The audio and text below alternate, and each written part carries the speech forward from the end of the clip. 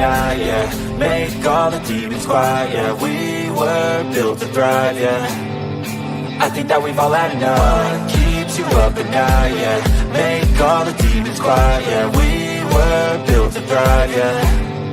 I think that we've all had enough. Yeah, I think that we've all had enough. Sick of dealing with the old plan. They know that we're calling it wrong. You got me like, oh yeah, I think that we've all had enough. Sick of dealing with the old plan. They know that we're calling it wrong. Hey, it's too late to try to go contain it. A generation fueled by creation. We live lives on a small screen nation. We control the airwaves, no negotiation. I refuse to think we need saving. Something good will come from creation. And when we think that the world is too anxious, we'll adapt, evolve, survive and save it. What keeps you up at night, yeah. Make all the demons quiet, yeah. We were built to thrive, yeah. I think that we've all had enough. What keeps you up at night, yeah. Make all the demons quiet, yeah. We were built to thrive, yeah. I think that we've all had enough. Yeah, I think that we've all had enough. Sick of dealing with the old plan. They know that we're calling it wrong. You got me like, oh yeah, I think that we've all had enough. Sick of dealing with the old plan. They know that we're calling it wrong. Hey, oh yeah, I think that we've all had enough.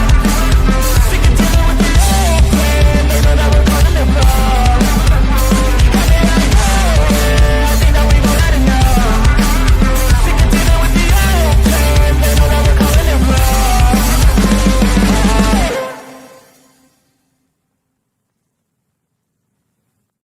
Oh, look at me. I'm retarded. I'm a globe.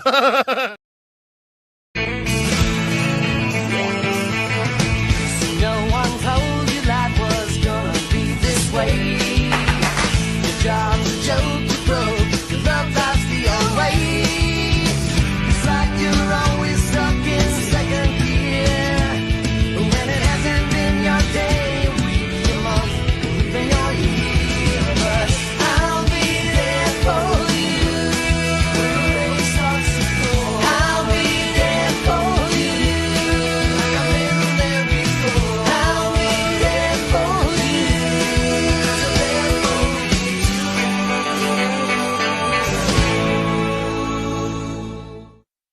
The whole system is designed to disconnect you from your intuition. Why? Disconnected people are easy to manipulate. Everything from sunscreen to politics to the food industry. It's all designed to disconnect and manipulate you. We are in the middle of a war right now, but it's not a traditional war.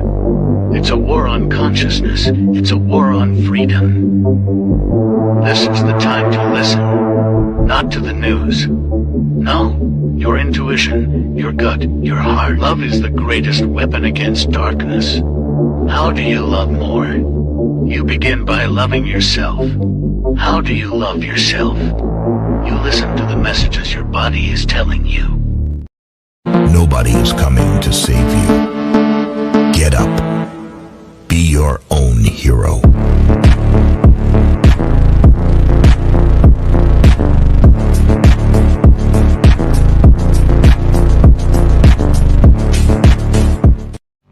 Slaves used to work all day, every day, with no pay. But they got free food, water, and shelter. Today, we work all day, nearly every day, and we get paid. But the money we make, we spend on food, water, and shelter. We're still slaves. The only thing that has changed is the illusion of freedom. I'm scared, Dad. Do you trust me, son? Yes. Come on, son. Rule number 1, never trust anybody. Stop! Don't touch me there. This is my no-no square. Stop! Don't touch me there. This is my no-no square.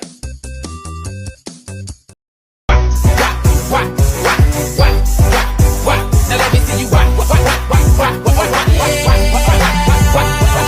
drop it to the flow, drop it to the flow then. Now lean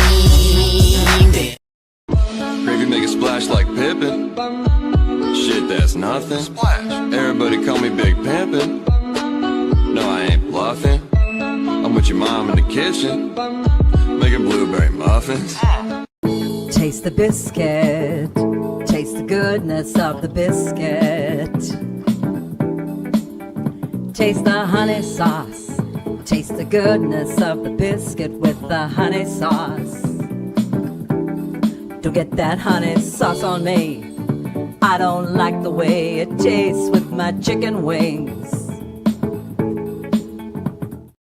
Hey man, just wanna let you know that sometimes you gotta shut the fuck up. You gotta shut the fuck up. And this current time is just one of those times you gotta shut the fuck up. I don't think you're a bad person. I just don't want to hear you talking anymore. You gotta shut the fuck up. I remember when I lost my mind.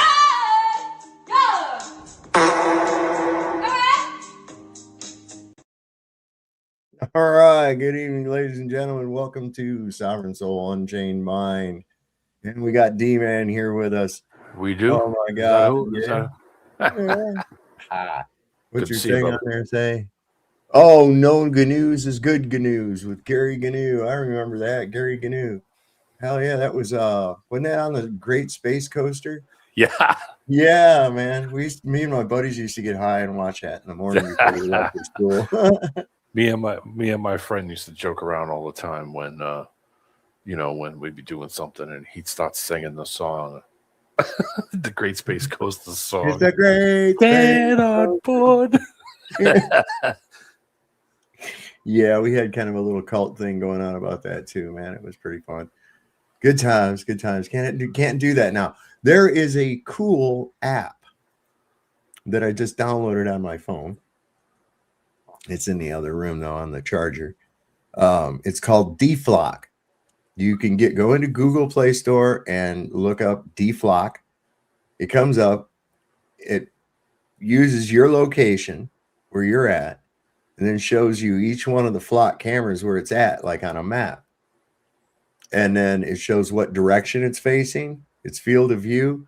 And then if you tap on the camera, it tells you who owns it, what kind of camera, what kind of system it is, every fucking thing, how it's mounted, the whole 9 yards, man. It's all right there. I saw that in Florida, they've already had like 5 cameras cut down in the last 2 days. Yeah. People are cutting them things out. And they were putting them in goofy places too, like places where almost nobody lives. It's like, yeah, this is they're just trying to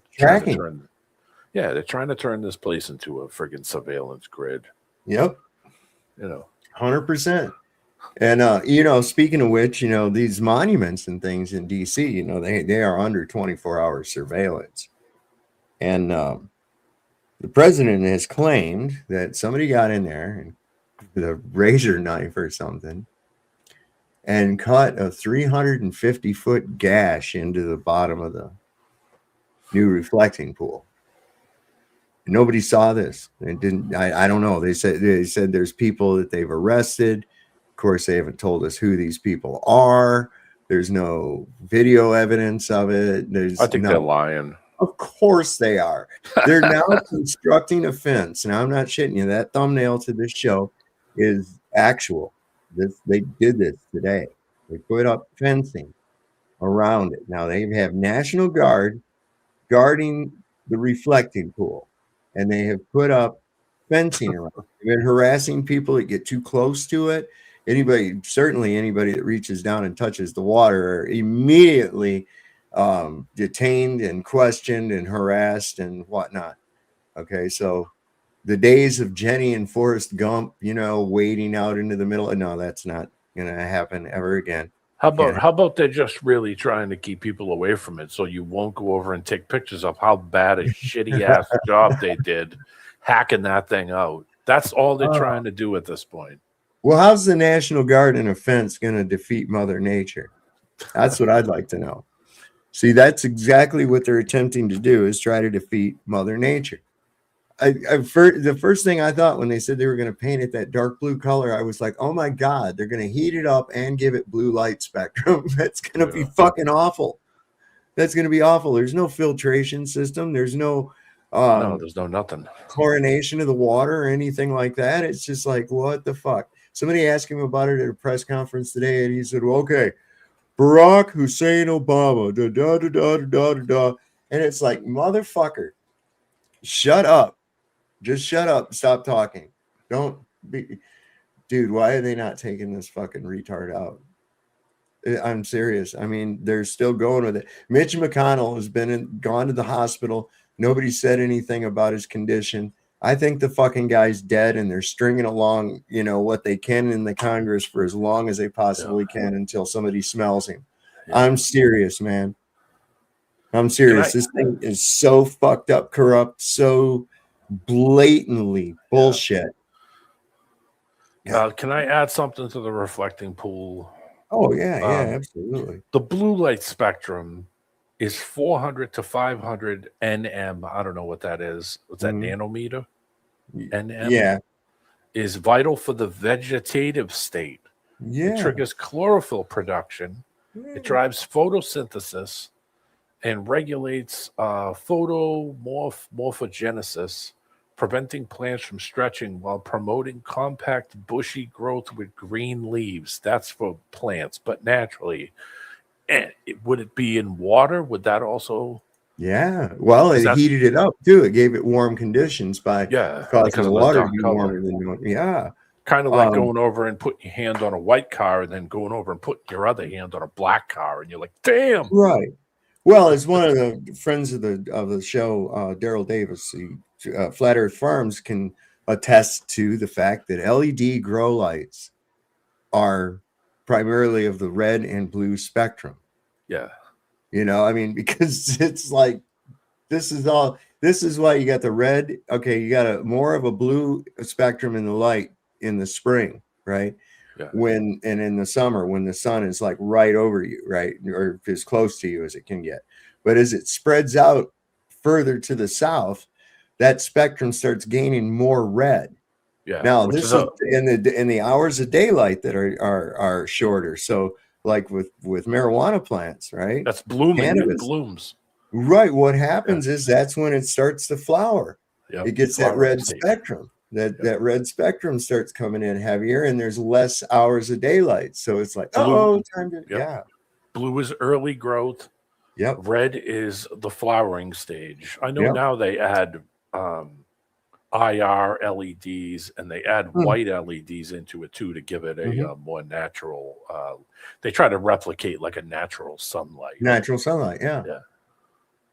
So I mean, naturally, them painting it blue increase the water temperature, and the shit that they put in there is toxic. Right. It killed the duck. It killed a little baby duck. There was a little baby duck dead floating around in the pond. Of course, he'll probably claim that Democrats stole it and broke its neck or something because he's that stupid. He's relying on people that are dumb enough to believe this left-right paradigm. And this is a way of enforcing it by casting aspersions toward a certain political leaning, see, and then the natural response is to defend that, see. It just reaffirms the bullshit. It's all they're all assholes. Okay. One more quarter added something in the chat. He said, always wear eye protection when using LED glow lights because of the light spectrum. Yeah. Same thing now with monitors. All these monitors, they have a blue light setting that you can go in that reduces the blue light and takes the strain off your eyes. Yeah. Blue blockers. Yeah. Blue blockers, from the 80s. I remember those glasses. Well, it does. It'll too much blue light absorption will cause anxiety. You have trouble sleeping, all kinds of shit. And that's just in through your eyes, man. That's why I think sun gazing is so important. As when your feet are grounded, barefoot outside, just look at the sun. Take it for as long as you can. You start getting to a point where you can just look right at it, and it doesn't fucking hurt you. Okay. If anything, you feel energized. You start having creative ideas. It's amazing. It's amazing. That's another reason they don't want you getting sunlight, because it's beneficial to us. It feeds our soul. Yeah. Literally.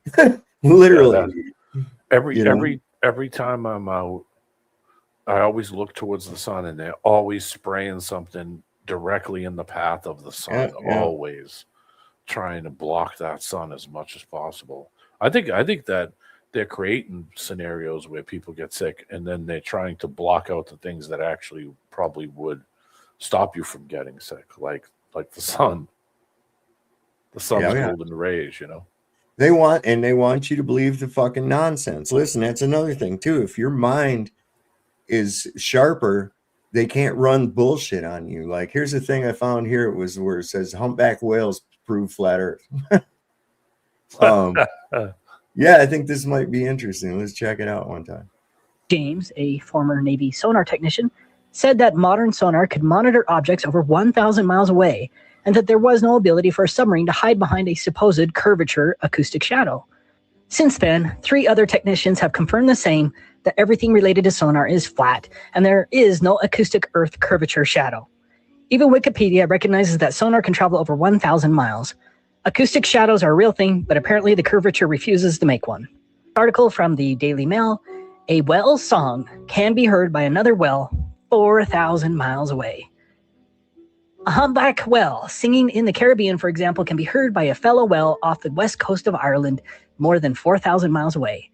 80-foot-long fin whales, second only in size to the blue whale, can make low-frequency moaning sounds beyond the range of human hearing that also travel thousands of miles.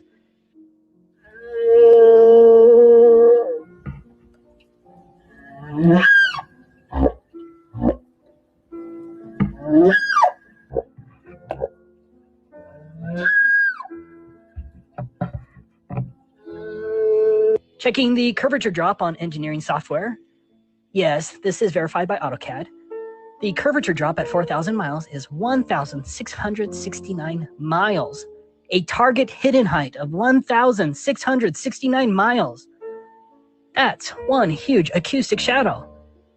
The accuracy of the alleged target hidden height is confirmed by this Earth curvature calculator as well. But let's check to see how tall that supposed Earth bulge would be between those 2 wells 4,000 miles apart. According to this Earth bulge height calculator, there should be a Earth bulge height between those 2 points that's 495 miles tall. Where is the acoustic shadow from this unbelievably tall mountain? It doesn't exist. Mm-hmm. Yeah, I've got something to add to that too.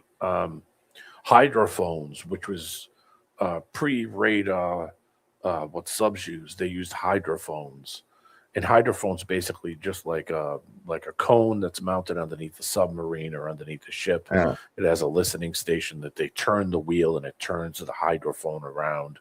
It follows the wheel, and the guy would sit in a station and have earphones on, and they were able to listen to move that thing around and actually hear the whoa, whoa, whoa, whoa from a ship far away. Right. And same thing. They're over 100 kilometers. They could use that hydrophone. If there was curvature, the ground underneath the water, it's not going to happen. Look, I'm going to tell you this. This is the reality of it, okay? At this point in time, these people that want to argue so vehemently about the Earth being a globe and all this other nonsense, just know this, okay? 90% of them are government stooges, okay? So like these channels like FTFE and Toon and these other fucking retards. Who's that other guy? It looks like he's about to stroke out at any moment. Who's Sergeant Rock? That bald-headed guy. Bald-headed is his name? I have I don't even think about them hardly. But they're government fucking stooges. That's it. Okay, that's all you have to understand about it. Most of these fuckers, like on social media, they have stupid made-up names that don't make any goddamn sense at all, or there's some kind of cute thing like "kiss my ass" or some dumb shit that. I just say, look, you're a coward government stooge hiding behind a fucking fake name. Go piss up a rope. Nobody wants to talk to you. Yeah. Just fuck off. Well, I'm here to learn it. No, you're not. Shut up. No, you're not. You're not here for that at all. Yeah, they're there to disrupt, and they're there to screw people's energy up, and they're there to kill the conversation, make people go away. That's why they act like assholes everywhere they go, because Yep. their only defense to anything they say is to just piss people off, because everybody knows when it gets down to the physicality, all the shit they say don't work. It just doesn't work, and they're stuck. I'd hate to be them. Shit. And they go out of their way. They go out of their way, right? Because there are people genuinely interested in it, right? So they'll see, oh, look, here's a flat Earth group. It says flat Earthers only, you know, and you get in it. And it's run by fucking globetards. Yeah, they go in there on purpose to make people look like assholes. So you'll. Well, they made the page in the first place. Yeah. And the whole thing is they have to do what they can to discredit it. But here it is, man. It's like 10 years. Okay. 10 years of this shit going on. And they have absolutely nothing new. They're still going, both going over the horizon, prove a fucking globe. And it's like, no, stupid ass, water won't behave like that, man. Shut up. You know, they're same dumbass arguments of everything. I mean, and the best they got for their gravity is some crackpot 17th century fucking bullshit. 18th century, whatever, the fucking Cavendish guy. Oh my God, what a nut job that guy was. Holy fuck. Oh, mass attracts mass. Really? Why? Huh? Yeah, why? Where's the energy come from? You got to have some kind of energy to move mass. So where the fuck does it come from? Yeah. There's no perpetual motion or energy. No.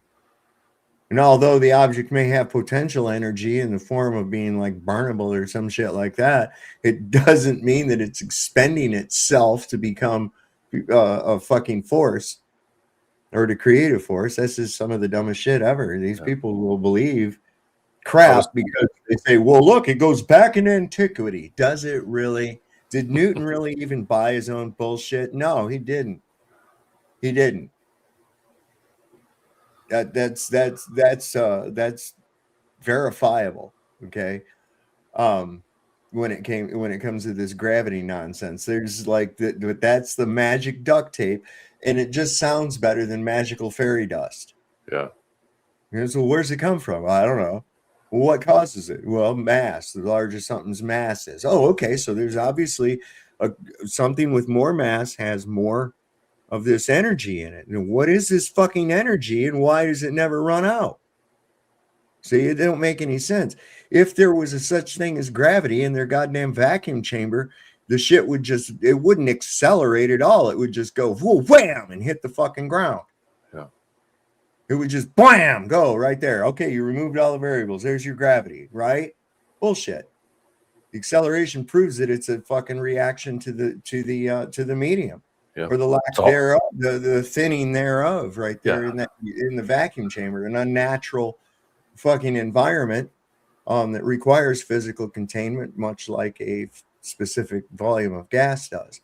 So, you know, they don't have anything. It's all just the same old fucking nonsense. And really, I'm just tired of fucking hearing it. But Sav, if I was on the moon. Oh, but if I was an iguana. Famous words. Oh, well, if I was on the moon and looking at Earth, well, you're not, and you never will be, and you never have been. If is a logical fallacy. Yeah. Right off the bat. Now they're getting rid of your ability to, the few of you, those people that do have the curiosity about it. Okay, this is more idiocracy. Okay, we got stunt bikes and fucking gladiator events on the White House lawn. It looks like a trashy fucking third world nation right now. And they're taking away your ability to study anything in the law. Look at this shit. Hello. I'm going live from the Law Library, the Supreme Court Law Library of Kansas. As you can see, all the books are gone. All of the books are gone, and I cannot browse them. If you want to know more, my suggestion is to contact the Kansas Supreme Court Law Library. Yeah, find out where they dumped them books and go get them. That's what I do. Fuck yeah. They've been wanting to kill the law off, kill the Constitution for a long time. I mean, they don't follow it anyway, so it doesn't fucking matter. Well, If you try to, just like in 1984, all print media, it's all digital, right? It changes at the key, right? And this is a modern day, like a book burning of actual knowledge, much like the Vatican socking away all the shit from Alexandria underneath its vaults. This is doing the same thing. Now they got well, look at what they've done with normal books. How many we have bookstores that are going out of business because people don't buy books anymore. Yeah. Okay. They do digital shit now. Yeah. And here it is. Kindle was the first digital book reader. Kindling. And even had a little fucking picture of a flame as their logo. Yeah. You know, it's right there in your face, man. They're book burning. Yep. I had a teacher tell me that they changed the curriculum on the money, meaning they don't even need to print the book anymore because everything is done on a tablet or a computer. They can change the curriculum in the snap of a finger. No, nothing. Change it in a second. They don't even have to reprint the book or wait till the end of the year. They can change it midway. Yes. So you can see the direction they're going. Mm-hmm. Well, it's coming to a head. It really is right now. It's coming to a head. Everybody's seeing it now. Yeah. I mean, so many people finding out, going against all this flock bullshit. More and more people going against it every day. You've got your bootlickers and holster sniffers, but it will keep me safe. No, it won't keep you safe. Okay. It's not going to keep you safe. It's not for that. They don't give a fuck about your safety. They give a fuck about tracking your every movement. Now, you already know cops on a traffic stop will try to turn everything into a fucking crime. That's why they ask you shit like, where you going, where you coming from, and this, that, and the other. And then if there's somebody else with you, they'll go over there and ask them. If they say anything slightly different, then they're like, well, this guy said you was da da da da da. See, they try to fucking turn everything into a crime. Now think about this. They don't have to pull you over. All they have to do is just track your whereabouts. And go, oh, well, why were you here? Why were you in this area? And what did you do there? And Run your business. Yep. See, these motherfuckers are just getting too much. Yeah, but it isn't just here though. It's the world. I mean, go to Europe and it's even worse. Go to Asia, it's even worse. I mean, you could, point out that we're way behind on this shit. That's why all of a sudden they're jamming all these AI data centers all over the place, like in the snap of a finger, because they're trying to get this shit up and running as quick as they can. So the environment's out the fucking window when it comes to this shit. See, everything else was all about the fucking climate change and all this shit. And now you got these fucking things everywhere, destroying the water, fucking with everything, electromagnetic radiation, all kinds of bullshit. And then, what? Yeah. Oh, the ice caps are melting. Where's Greta now? Fuck. Where's the environmentalist now? Where's Al Gore now? Become ungovernable. Resist at all costs. Do not, under any circumstances, shine 500-watt fucking lasers at the lens of a flock camera. Okay? Whatever you do, don't do that. Whatever you do not use a super soaker and shoot fucking sugar water or caustic soda like Coca-Cola onto the solar panels of these fucking flock cameras, because that would be awful too. And ants hate it. So, just saying, don't do any of those things. Yes. We don't suggest as good as a nudge to a blind man, eh? You ever seen that one? Yeah. The Monty Python. Does she go? Does she go? Your wife? Does she go? Hey, I bet she does. Winks as good as a nudge to a blind man. Fucking crazy. Monty Python. Yeah. This place go, and like I said, where were all the Democrats then? Where were they then? Where are they now? Are they coming out and saying we're not going to take any money? No, we're not going to. We're not for these cameras. Nope, not a word. Nope. Not one bit. They ain't asking you nothing about it. They're just fucking doing it too. Yep. That's the worst part of it. I got 4 of them in this little town. They didn't go around and knock on doors and say, hey, what do you think before we put this up? No, not a word. They just do what the fuck they want to do. You want to hear something funny? I first downloaded that app that's called D-Flock, right? DEFLOK. It's on the Play Store.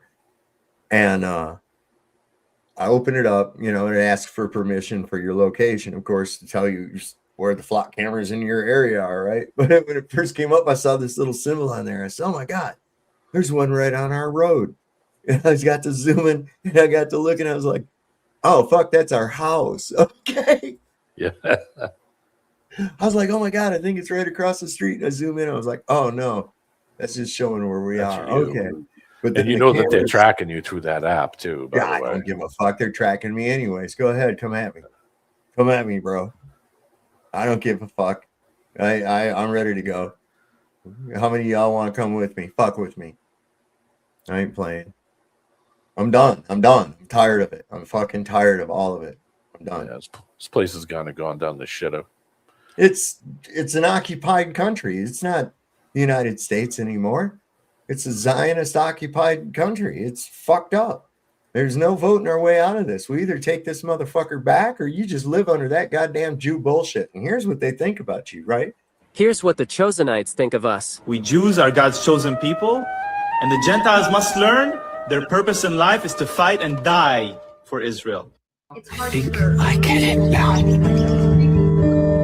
This snow. It's love, isn't it?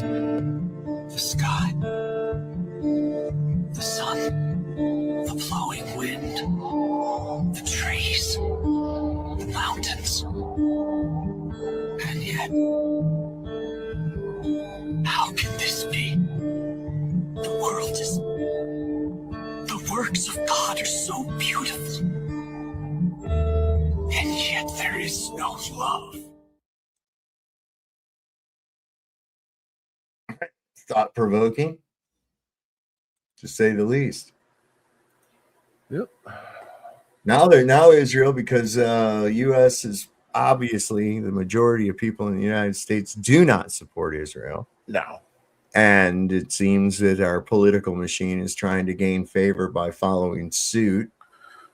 Now they're wanting to exercise their nukes option. The talking heads over there are now threatening the world with nukes. But we all know that they're fakes, so we call your bluff. See, the U.S. ain't helping them, and fucking Iran has been pummeling the shit out of them because they won't get out of Lebanon. Some pretty fucked up shit. They don't want peace. They're a warring people. They started the fucking World War II, for Christ's sake, in Europe. Well, Israel's talking heads now threatening the world with nukes. Now do you understand why JFK was trying to do a weapons inspection check on that little terrorist state right before he was taken out? Israel's existence is not negotiable. And it does not depend on superpowers or the public opinion. And if they keep pushing Israel to the corner, they are the ones who are going to suffer the most. Israel hasn't used everything that it has. And Israel, on a purpose, did not expose the advanced weapons that it has for a very important reason. We don't want the enemy to know what we are having. And now, at this point, we're just playing around. So this is the clear message to those who think that they can annihilate Israel. Behind Israel is existence, is the creator. Israel is not coincidental. I try not to, sorry for the long answer, please. That's fine. I try not to use God because God could mean anything for anybody. But if they think the Israeli survival, 5,000 years is coincidental, they need to rethink.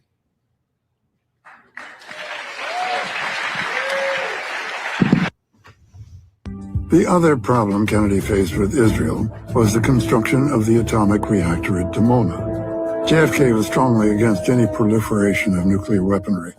He had been assured by Prime Minister David Ben-Gurion that Dimona was designed for peaceful uses of atomic energy. In the spring of 1963, Kennedy demanded full inspections by the U.S. of the Dimona reactor and threatened to place American aid for Israel in limbo if no agreement were reached. And at the time of his assassination, negotiations were in process for biannual inspections. Old JFK, probably the last America First president. No shit. Yep. So he said, what was they saying? Something expelling the Jews isn't loving your neighbors as yourself. No, and I would not. How could you love someone that doesn't act like you do? That doesn't hold the same values as you do, such as the golden rule. What if your neighbor is somebody who deems you as less than human and thinks they have a right to violate you? And whether it be in your person or whether it be in your property or whatever. See, those are not good neighbors. It's wrong to cut people, but it is necessary to cut people in order to remove a cancer. Okay? Sometimes you have to just go right in there and take the fucking tumor out, and you don't replace it with anything. Okay? You just remove it. That's all. So that's how I view that. Be different, if you got a shithead that lives in your neighborhood and doesn't behave and is always throwing trash in your lawn and lets his dog come over and shit in your front yard and doesn't bother to pick it up, and, always having late night parties out in the street till 2 o'clock in the morning, keeping everybody awake. Wouldn't you want those fucking neighbors kicked out? Wouldn't you want those neighbors to go live somewhere else? Of course you would. They don't have any consideration for you. Why should you have any consideration for them? Yep. It's just the way I look at it. Stupid is, stupid does. Right? Now here's dipshit, the orange turd, who is trying to fight Mother Nature in more ways than one. Motherfucker, I fully expect to see a cloaked figure with a fucking scythe standing around in one of these backgrounds soon. I mean, for real, this guy, look at his nussy. It's getting worse. I think his nussy has prolapsed, is what I think has happened. You mentioned yesterday that the Interior Department has video and photos. We reached out to them and they haven't shared it with us. Are you going to compel them to? They've arrested, I think, 6 people on the reflecting pool. So the reflecting pool looks fantastic. I just got pictures of it. It's beautiful. But somebody went in with a knife and cut it. They cut it up good. And then they cut a 350-foot slip in the form of lots of little slips, a real horrible stuff. And they destroyed the grass. We put a brand new big load of grass out there. They destroyed it. So it's all being fixed. But it's a shame. So I understand 5 or 6 people are arrested. The Interior Department can refer to you on that. And I hear they have 6 people under investigation. You know what I say? I say they take it, pull all the boulders out, and just fill it in with dirt. That's what I say. Save us a lot of money. Pull all that bullshit down, so that way the less maintenance you're gonna do, the more money you keep in your pocket. See, I would simplify it, make it so life's a little more easy. See, they're creating a problem. It was a problem before that. Then they stepped in and said, oh, this will fix it. And then they created another problem. So they could say, oh, well, we stepped in and fixed it. Sure, that's what they do. I'm from the government. I'm here to help. I absolutely know fucking jack shit about what the Park Service does or anything else like that. But I'm going to tell them what to do in this case. Are you fucking kidding me? I was there in 8th grade. I believe it was 8th grade. Took a trip to 8th or 9th grade. And we took this trip to Washington, D.C., our class. And I have photographs around here someplace of the reflecting pool was drained then. And they had equipment in the base of it, like, power equipment and tractors and shit in there. And they were doing something to it. I don't know what the fuck they were doing, some kind of a renovation. So that was probably about 1979. Yeah. 78 or 79. Let's see who was in office. Carter, I think. Yeah. Jimmy Carter was in office. We saw Amy's treehouse. Like, that's who gives a fuck, right? God, she was an ugly child. Amy Carter. Wonder what she looks like now. Oh, wait. Let me go do something here. There we go. Okay. My fucking thing was screwed up over here. Billy was the funny one. He was the He had that beer. He had that beer. Billy Beer. Billy Beer. Billy Beer. Yeah. You know a can of that worth fucking a lot of money right now? Yeah. Yeah. I saw a can once, an empty can once. It was the old pull tab style where you like an old tomato juice can where you pulled it back. Yep. Yeah. Yeah, I remember those, man. You don't see those anymore. Pull tabs. Yeah. You make a little ring out of them when you was a kid. Yeah. Remember? You could take it and wrap it around the next ring. And yeah. Oh, I know. You make little chains out of them. Take the little tab that's left over and you wrap it around the back of the pull tab. The next part, pull tab. And then you do the next one and the next one. You make a long chain of them. Yeah. Kids will never know the fucking cool shit we used to do. Well, the other thing was when I moved in 2000 in the basement, there was some stuff down there. My brother had old Pennzoil oil cans, but they weren't a can. It was made of paper. Yeah. So it had like a clamped on, like a machine pressed on metal lid on the top and bottom. And I picked it up and I was like, how do you open this? There's no opening. You have to jam it in the top. I didn't know that. I never even knew that they shipped oil in a paper container before. Oh, and my brother man, was like, dude, hold on. And he reached over in the toolbox and grabbed the old thing that you jam it in the corner of it. It cuts a hole in it. And he said, you take this and you jam it on the side. And I was like, I have never seen one of these. That's how you did it. You put it on there and it had like a little stirrup that fit over the front of the can. Yeah. They're like a lip. And it would pop a little like triangular hole in there. And then it also acted as a funnel, see? So you didn't get it everywhere. You put that right down on the thing and there it goes. And I was like, I've never seen this. It had to be from the 60s, 50s or 60s. An old. Oh, shit. They had those still in the 70s and early 80s. I remember because I remember putting oil in my, no, probably not in my Cutlass. So, yeah, about in the 70s. I think about toward the end of the 70s is when they started using the plastic bottles and shit. I might still have a bottle from it. But I used to use this motor oil. I know this is off topic, but just for a second, called Wolf's Head motor oil. It was the oldest, it was the nastiest, cheapest, crappiest motor oil you could get. It was like the cheapest crap that you could get. And I used to use this Wolf's Head motor oil. It was $1 a friggin', $1 a quart. Like, oh man. Yeah, I never saw a paper can before, so it's something new. But I remembered it. I remembered like looking at it, saying, "How do you open this?" Boy, I'll tell you, I'm having trouble finding one on image search too. Oh wait, here's one. Yeah, I got one. Hold on. Let's view. There we go. Hang on one second. I gotta go back over here. It was sitting in that basement for probably 20 years, 30 years. I mean, it was rough. It was the outside of it. They were putting it on was like peeling off, literally. Okay, here we go. That's wild. Like that? Yeah, it's a spout. Yeah, exactly. Yeah. Jamming it on there. And it also, I think at the same time as you poured it, it also let air go into the top so it wouldn't glug, glug, glug, glug, glug. Yeah. That's what those little holes right there were for. Yeah. See those little holes in the like an aerator. Right.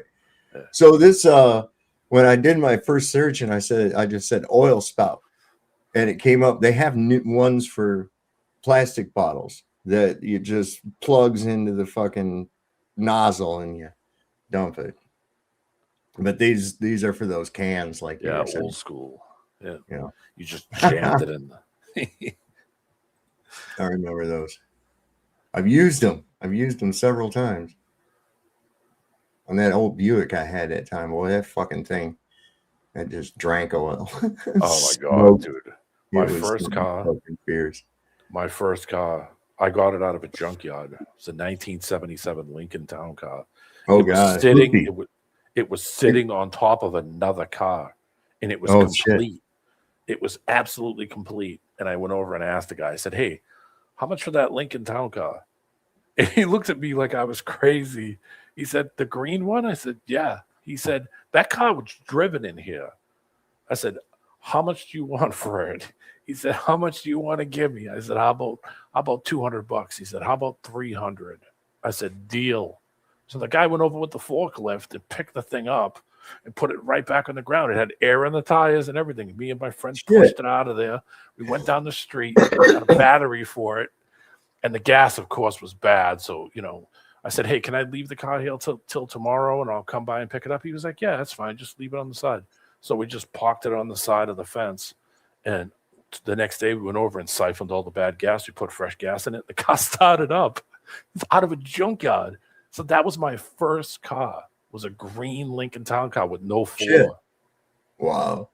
And the same thing. Like that car just ate oil. It didn't, it got like 10 miles a gallon if you were lucky, for a first car. But gas was like 90 cents a gallon, 80 cents a gallon. So it was cheap. You could drive that big block around all day, And I wish I could go back and know what I know now. Oh shit! It's God. People have said that for time immemorial, man. I mean, really. God, if I only knew then what I know now, right? Yeah, it's the same shit. Here's these fucking assholes. They're getting really out of hand. Listen, I'm going to call and get a search warrant for your home. And then that means you get charged with a felony. You get no, there's no felony. How? Oh. What felony? Can you recite what code that is? I'm a lawyer, sir. Are you? Yeah. The Supreme Court says that once a private homeowner or private property expressly says that they don't want you on their property anymore, including the curtilage, which is open to any general member of the public. But after that, it's a civil rights violation. I have a physical bench warrant for her arrest. Okay, I don't see it. It's in my car. Okay. And I asked you to go off of the property. What's that, man? Would you bring it so I can see it? I'm not trying. I'm not disrespecting you. I'm not being lying. I'm not trying to call the judge, and I'm going to explain to the judge what you're trying to do and what you're trying to do. All I'm doing is standing on my rights, sir.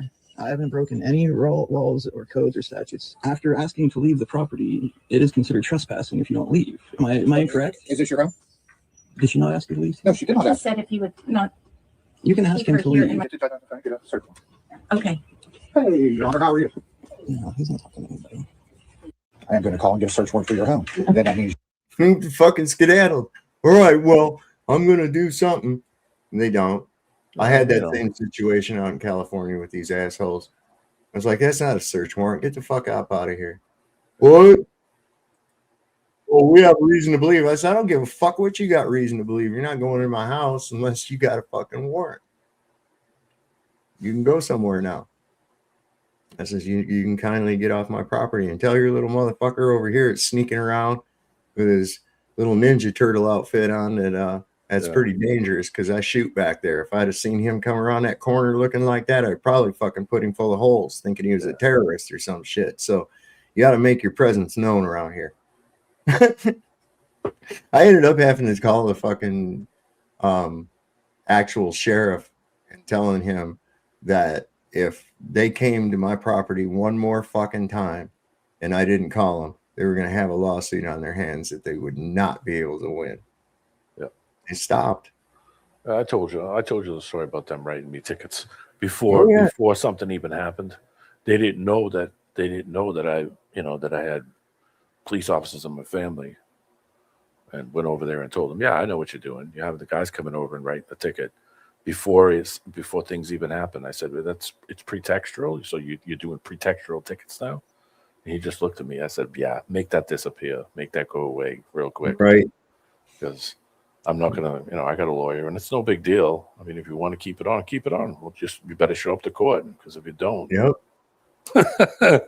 That ticket was gone in 48 hours. That crap was gone. I like that picture on your avatar. That was from that night we were talking about the redwoods. Yeah. I kept the picture.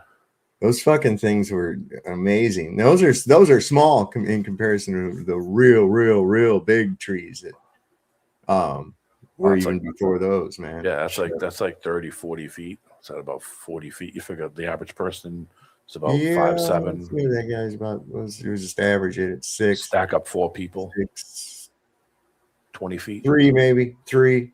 Judging by where the guy on the ladder's at to the guy on the ground, you could probably fit one more guy in between them. That'd be about 18 feet, maybe. Yeah. Yeah, there's, man, amazing. Then you got to turn that into fucking lumber, you know? Yeah. How you get that to where you got to get it, right? You can't cut petrified stuff, right? That's not. No, those are living trees, man. And I've driven through some. They have tunnels cut through them. You can drive through. Oh, yeah. I've seen pictures of that. Yeah, it's pretty cool. How did they get the petrified wood to give away to the world leaders and say it was moon rock? I don't know, man. Petrified wood, you find it all the time. I found wood in the process of petrification before. I've seen it happen to pieces of old fence that you find out in the desert. So, yeah, man, I think that happens. Easy. They used to be an old street in my hometown that the street was blocked off. It used to be like the main street, but all they did was block it off. It was behind like this oil place. And they blocked the street off, but it had all the old signs and old telephone poles, like the ones that had the big glass honeycomb style insulators, like stuff from way back. Oh, yeah. And they had telephone poles that had to be the oldest telephone poles I've ever seen. And those things, you could walk up to it, and it was like the same thing. It was like they dipped it in something, like creosote or whatever they used to dip those poles into. And man, that stuff smelled nasty in the summer. Yep.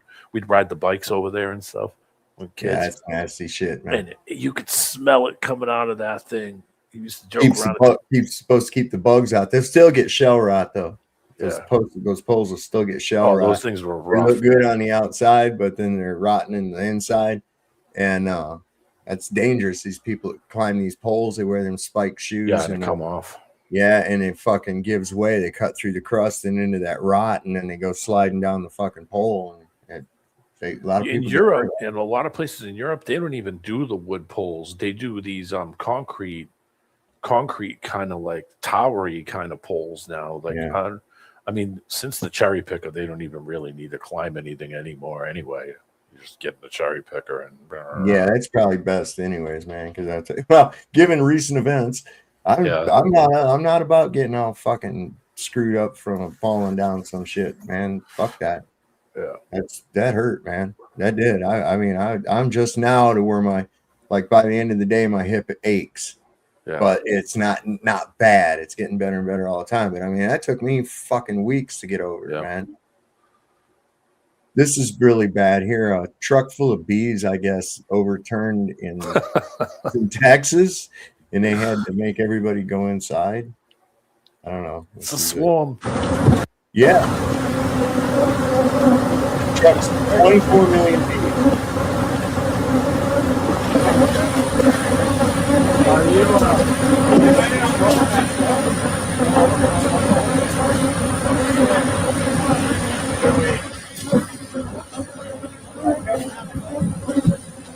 All right, we're packing up.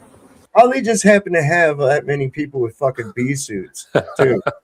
That's curious. Look at them, they're already making fucking hives. Oof. Like breaking tree limbs off. Look at that. Wow.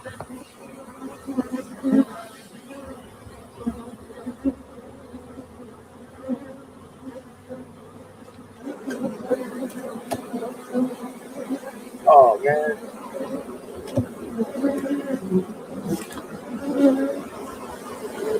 Oh, they're full.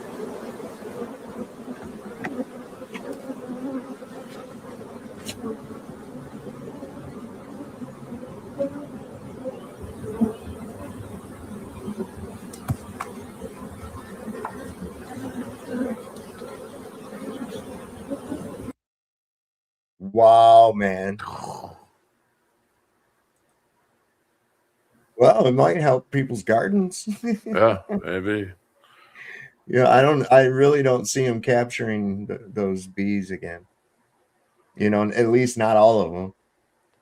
24 million. Holy crap. How the fuck do you How collect do you them? get that many? It must be from a company or something, like a giant They building. look like those were, those things that go in a beehive, in them square Yeah. beehive.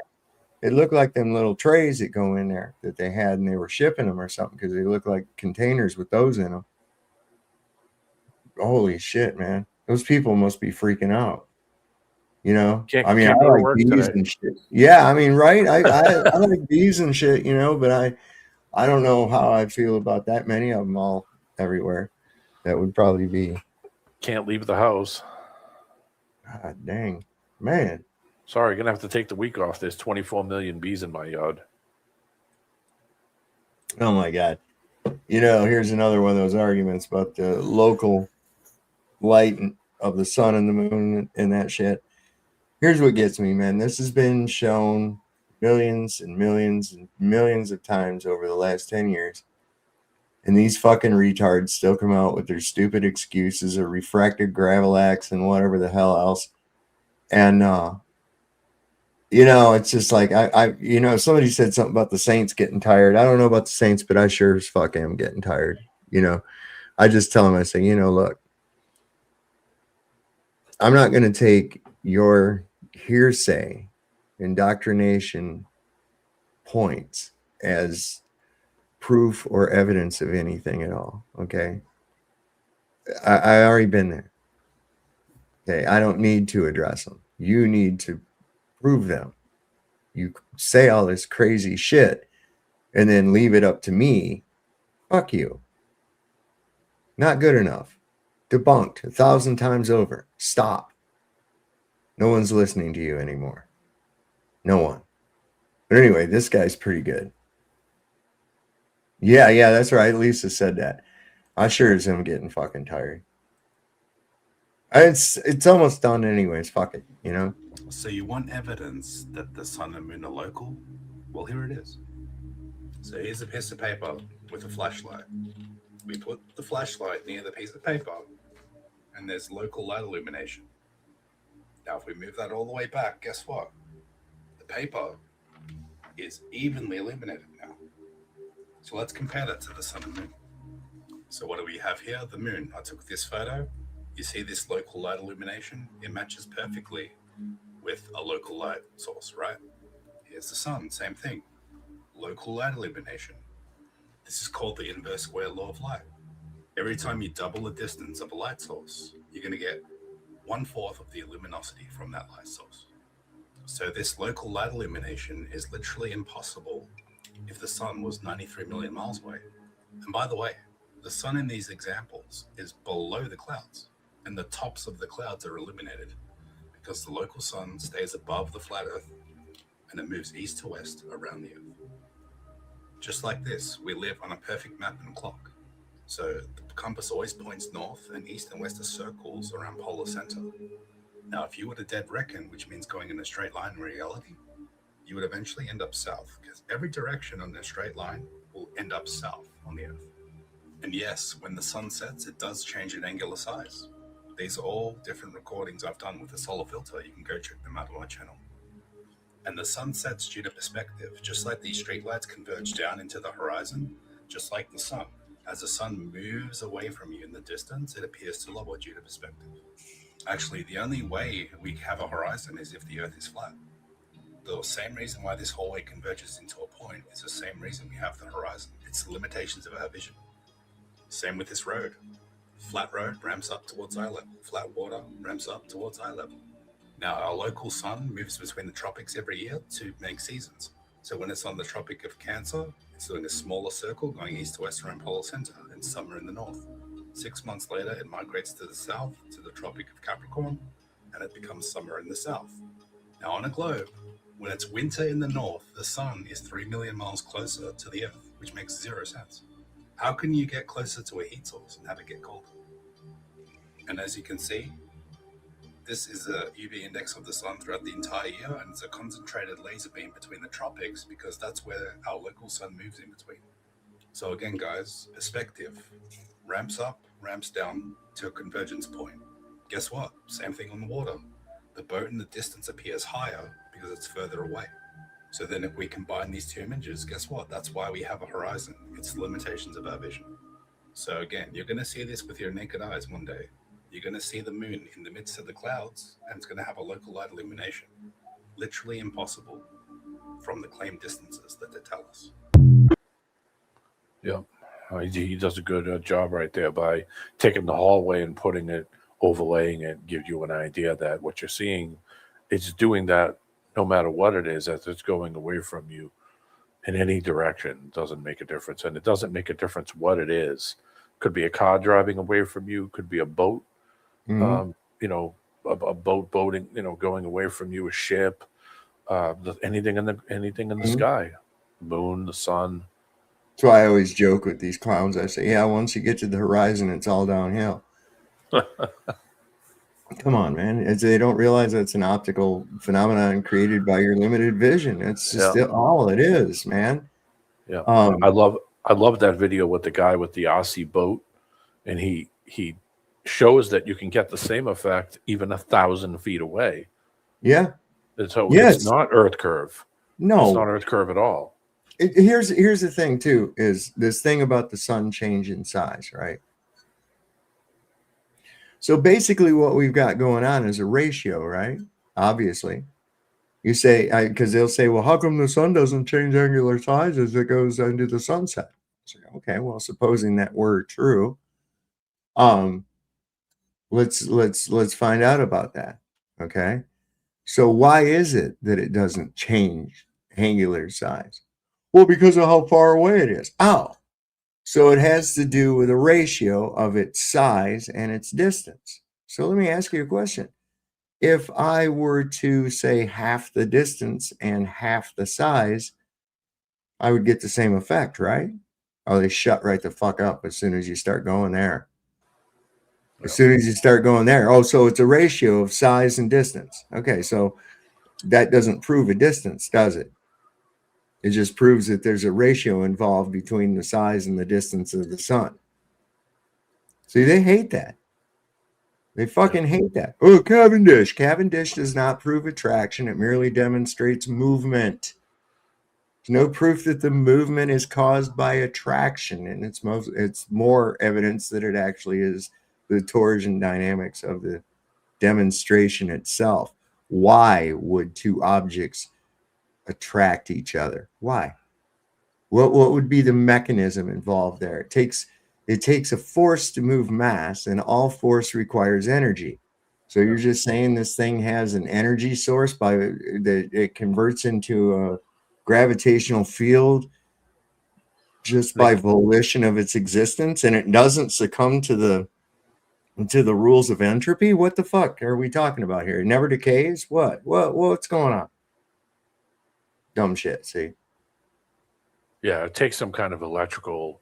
I mean, even magnets, they have to be charged, electrically charged. After a while, magnets even lose their magnetism. Yes. You have to rezap them. You have to rezap the magnets for them to want to stick, to want to propel, or Well, I caught Google contradicting itself in two consecutive questions. Okay, first one was, I said, do permanent magnets lose magnetism over time? And the answer was yes. So then I said, do permanent magnets need to be recharged? And it said no. So I got to thinking about it, and I need to rephrase the question, I think, because do they need to be? No. No, they don't need it. Right. But I mean, then they're just going to be a hunk of Then nothing. a hunk of metal or whatever. Yeah. Yeah. A cast metal, which is what it is. Yep. Yeah. So I raced RC cars in the early 1990s. Oh yeah, I love those things. And the motors, the old DC motors, not the new ones like they do today, which are totally different. But the old DC motors that ran, 6 and 8 cell battery, 8 cell metal. I forget about the NiCad batteries. I think they were a metal nickel hydrate. The motors after a while would lose speed, and it was the magnets. You'd have to pull the magnets out. You have to And put I bought in new a magnets. and I Those bought little, a zapper. those little curved ones. They Yeah. go in the little slots in the copper. Yeah, you'd pull the end bell off, and then you'd slide Yeah. them out, and you'd pull the armature out, and then you could use a tool that goes inside that spins around, and you could slide the magnets out, and you put them in a zapper that recharges the magnets, and then you could slide them back in the engine, right back in the little electric motor, put the end bell back on it, and then boom.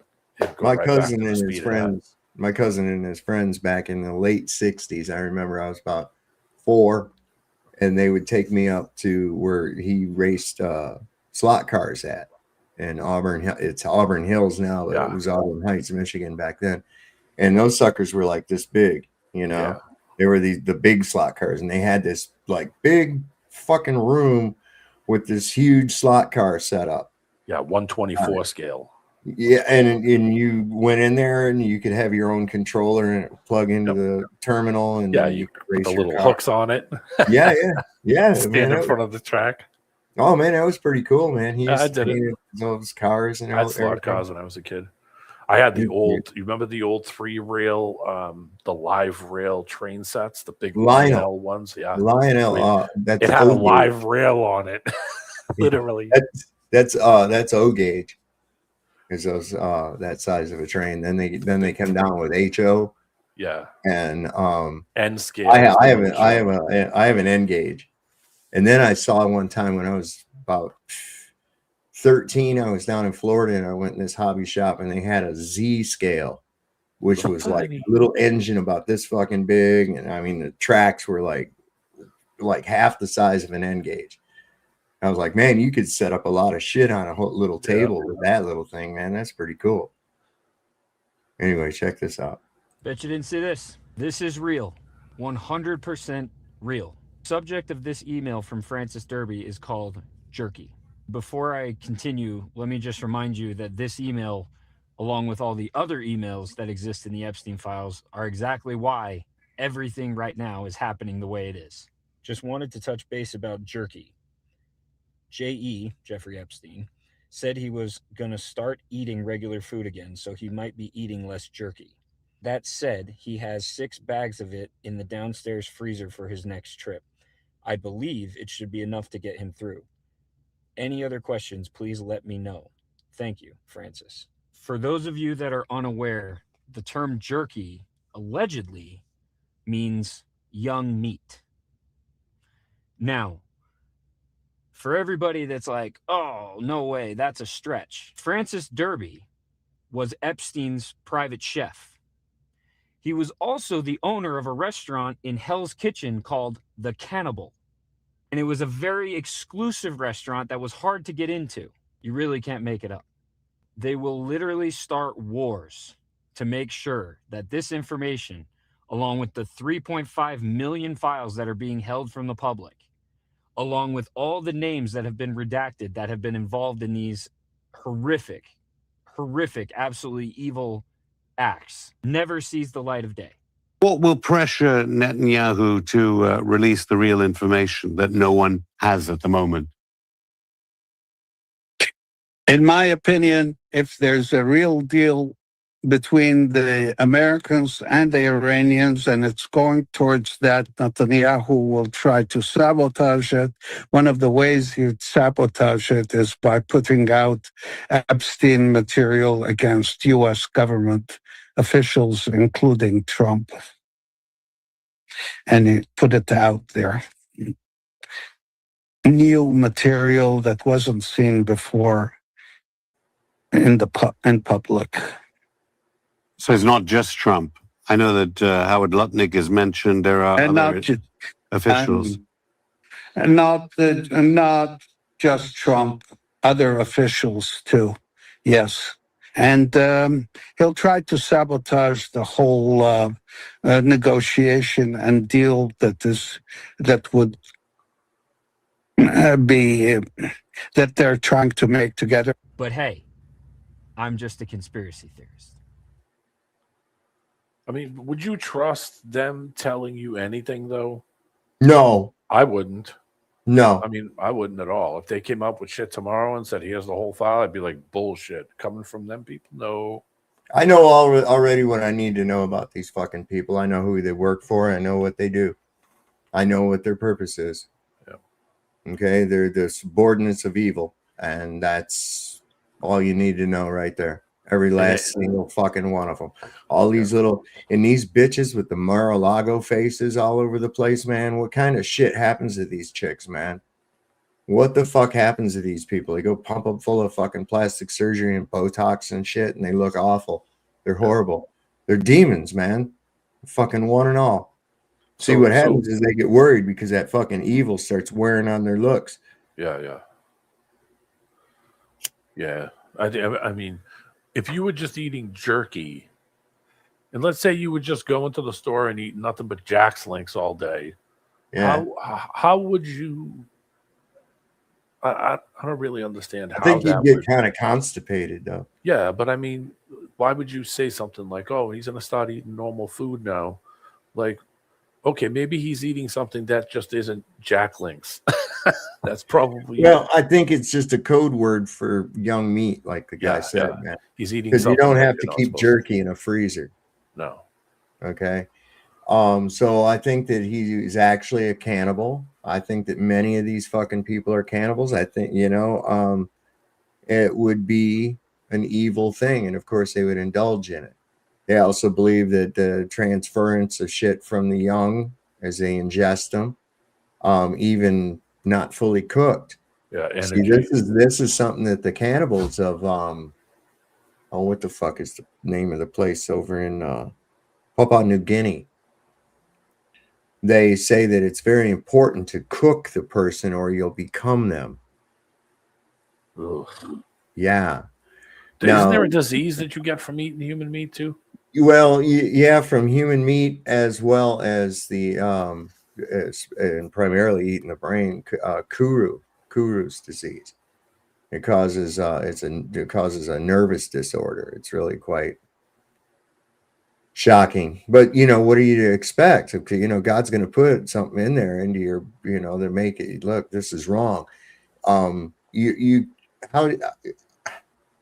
I don't know how one gets past the revulsion of consuming your fellow man as food. I don't know how one gets past that unless you think that you're above human or something. How about those people that crashed in the plane up on the mountain and they ate the meat off of the guy's leg? Yeah. They what were they? Some soccer team or some shit. Yeah, I remember that. That was a movie back in the 70s. Yeah, or the Donner Party.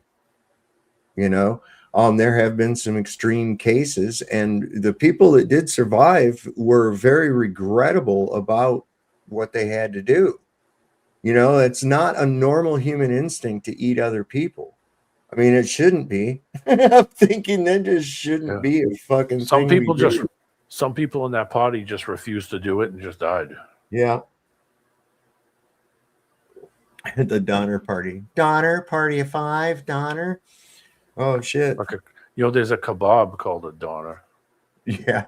I've been through Donner Pass in a snowstorm. That ain't no shit.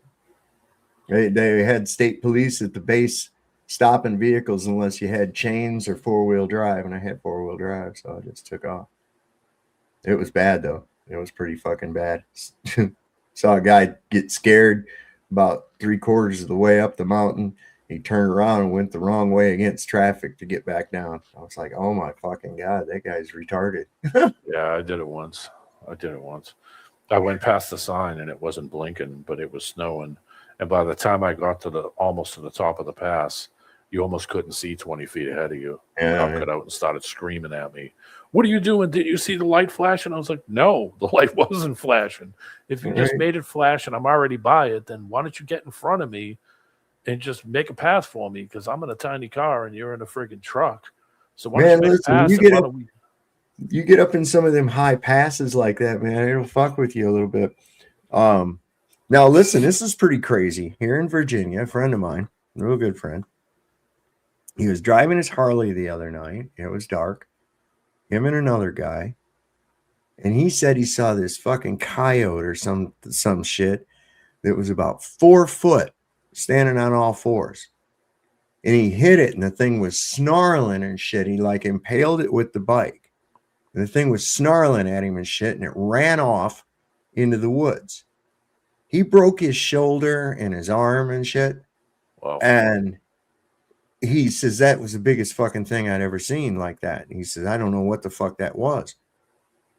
There was a big pool of blood in the road. Not his, of course. And it's just happened like about a week ago. And he asked people in around at different houses. And people come out and they were searching for this dog or animal or coyote or whatever the fuck it was. Nobody found anything. The next day he went back to the spot, and the blood spot was gone. The blood was completely gone. And he asked people around, and something about a thing called a snarly yow, some kind of a cryptoid. And I don't know, man. He swears up and down that fucking thing was, trying to bite him and shit after he hit it, and it ran off into the woods. And like, that's really weird. The next day, the blood's gone. There's no trace of his existence or anything had even happened. So I don't know, man. That's pretty fucking crazy. I don't know. You look that up. A snarly yow. Says it's a phantom black dog from Appalachian folklore. Well, my buddy hit one. It says primarily sighted in the mountains of western Maryland and West Virginia. First reported in the 18th century by German settlers. It's famous for stalking travelers, appearing out of thin air and instantly vanishing. Yeah, so what do you think, man? Freaky. Yeah, I thought so. I asked you too. I said, was you fucked up or not? He said, no, man, I swear to God. This is not a traffic stop, and I have not broken a law. You're under arrest. What am I under arrest for? Disorderly conduct. Get out of the car. What disorderly conduct? Get out of the car. We'll talk about it. But right now, you're resisting arrest. Get out of the car. We're going to break your window, drag you out. Watch how this man got this officer choked on a piece of humble pie immediately after he got ahead of himself. Is there a sergeant here? My lieutenant's right here. Okay, am I under arrest like this officer just said? The manager wants you trespass from the property. I have leaser's rights. You guys don't have the authority to get me off of here unless I've committed a crime. So, like you said, it's private property. I have leaser's rights. I'm part of the private property, boss. Your lieutenant's talking to me. You shitting grin. I'm talking to you. Yeah, look at you. You just want to shoot somebody or beat their. This is the kind of cop that we all know is out looking for trouble. We all saw that grin. We know he wants to bust this window and drag me out. Look at that face. Just run his plate. Oh, let's just get it. We can get it either way because it's crack. We need his ID. It's crack cocaine, man. We got to get that ID. Yeah. I like that dude. The cop goes, "Can I see your ID?" And he goes back, "No, I don't think so." Yeah. That was a couple of days ago. I forget who it was. Was that Johnny from? Yeah. It was Johnny. He was. I forget. He was in Ohio or something. I think during the week or something. That was fucking hilarious, man. Because I was like, "Oh, come on, dude! You gotta be kidding me." He's from close to where I grew up. He originally is from Massachusetts. Is he? Yeah. Tell by the accent, man.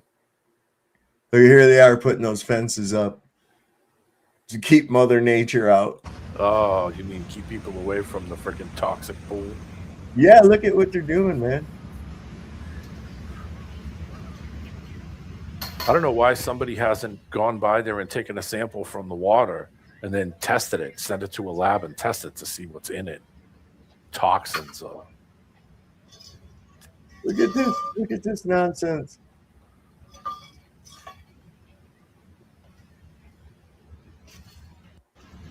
Just filled. Good God. So stupid. Those guys are making bank doing that job. Do you know that?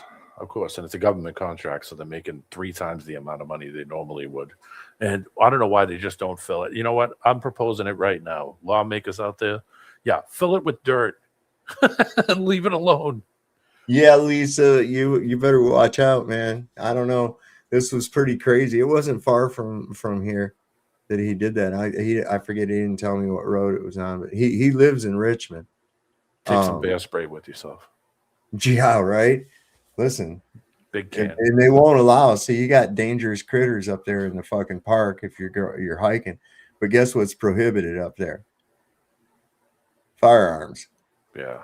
So you can't really go up there, even if, with a concealed carry. You're not allowed to. Well, you're not supposed to be allowed to. But what you is know it, what? a national They park? don't own that. Government. I'm the government. Fuck off. Yeah, the Skyline Drive is. Yeah. There's parts of the Appalachian Trail up there. There's good hiking, for like little day hikes, and I'm on the Appalachian. I'm on the Appalachian Mountain Range, where I am. Right. Well, okay, so we're primarily with the Blue Ridge. Oh, okay. I don't know. I don't know what this one would be. I mean, I have the White The Appalachians pretty much incorporate the Alleghenies, the Blue Ridge, the Massanutten, and other mountain regions north. It's just an area. But the Skyline Drive is along the Blue Ridge Mountains over here. It's just I can see it right out my window from my house. Well, I can't. I can see cars on it sometimes at night, just depending on if they're coming around a turn or something. But it's pretty crazy. We used to watch people coming down the mountain from my other friend's house. We watched them coming down the mountain, and it seems like it's taking them for fucking ever. When you're down here, it seems like it's taking them forever to get down the mountain. It's crazy. But here's a cool little book that somebody found, an 1896 astronomy book. Y'all might enjoy seeing. This is an astronomy book from 1896. I want to show you guys a few things in it because I think you will be shocked at how much things have changed and how standard the firmament flat Earth model actually was up until the conception of NASA. And you can see it listed here as a required piece of literature for a literary and scientific circle in 1878. And the author was the director of the Chamberlain Observatory at the University of Denver. The very first thing in the book is Psalms 19:1. The heavens declare the glory of God, and the firmament showeth his handiwork. A few pages in is this poem that I love. Perchance that thou with cloudless vision slowly sweeping up the mighty nave that cleaves the galaxy, God's visible tabernacle in the skies, star-built from shining undercroft to dome, past pillared pomp of worlds and columns wrought with fair entangle of amethyst and pearl, through jacinth portals hung with mist of stars and fiery fringe of suns, mayst come at last even to the chancel of the universe, and so throw glories veiled and far. Behold, the choral stars that sang so loud and sweet on the first morning when creation sprang, in dewy beauty from Jehovah's hand. Mayhap that thou, with swiftness unconceived, wilt overtake the light and see the things that have been and that shall be nevermore, follow the dying star in her swift flight, athwart eternity track the lost world, that drifting past our ken still gleameth fair upon the confines of some far-off realm. Perchance the star which first spake peace to men will dawn through thee upon the waiting earth. And O far-seeing eye, God's eye, perchance mayst thou reveal the city beautiful, which lies foursquare in midst of heaven, whose shining walls are of fair jasper builded and pure gold, whose battlements are crystal and whose ways are sapphire paven, and whose gates are pearl. And if anybody's not catching it, this is referring to Jerusalem. The earth must also be in the center of the celestial sphere, for if it were nearer to the eastern portion of the heavens than to the western, the stars in the east would seem to move with greater rapidity than those in the west. Since the stars sweep across the sky each day at a perfectly regular rate, the earth must be equally distant from all of them, and thus in the center of the universe. A lot of these antique books, when they say celestial sphere, they're actually talking about the firmament. You'll see that as we go. They keep mentioning that Polaris, the North Star, is at the center of the celestial sphere or the firmament. That's also what they're referring to when they said God's visible sky tabernacle. I just threw a PDF link to that book in chat. Oh, really? And I put it in private chat for you from archive.org. Oh, cool. I'm gonna grab that. 18 something. 96. Yeah. 1896. It said. Yeah, I grabbed that real quick. No, it's not getting there. Does it take a long time to load? No, it's PDF. Yeah, I know. It's like take 10 seconds. Took me 5 seconds to load it. Still loading. Let me try it again. Oh shit. All right, let me try it again. Yeah, and then you scroll down, it says downloading options. I just went down and opened up the PDF option, one file. It's 24 megs, 24 megabytes. Copy the link.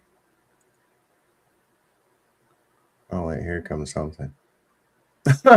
Oh wait a minute. It might be because you got so many things open. I might. Just save the link and open it later when you got everything closed up.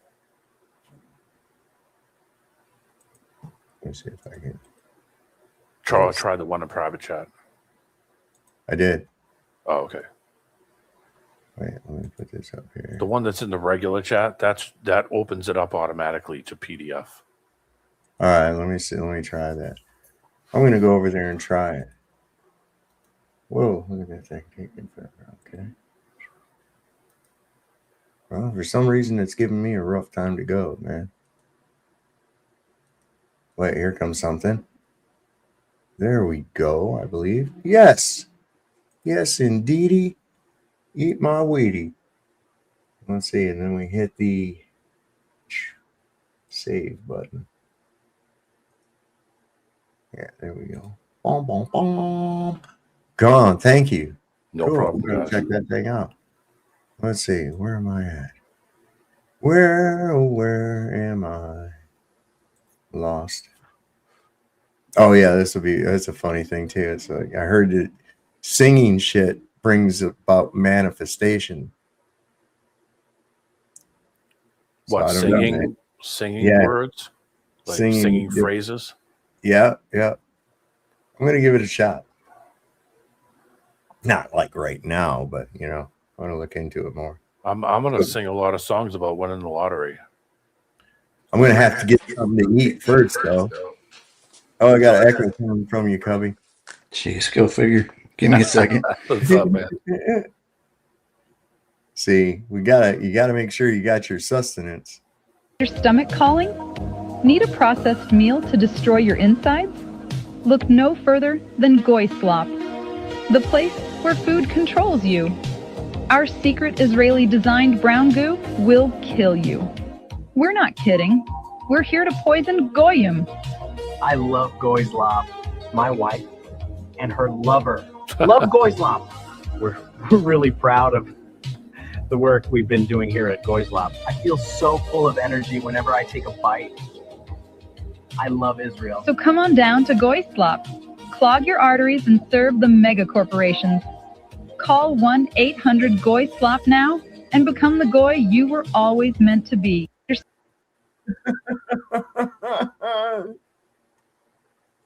That's so fucking crazy. I had Goy Slop during the middle of the week. Yeah, I did too. I didn't have I had some Wendy's. I had Wendy's one day.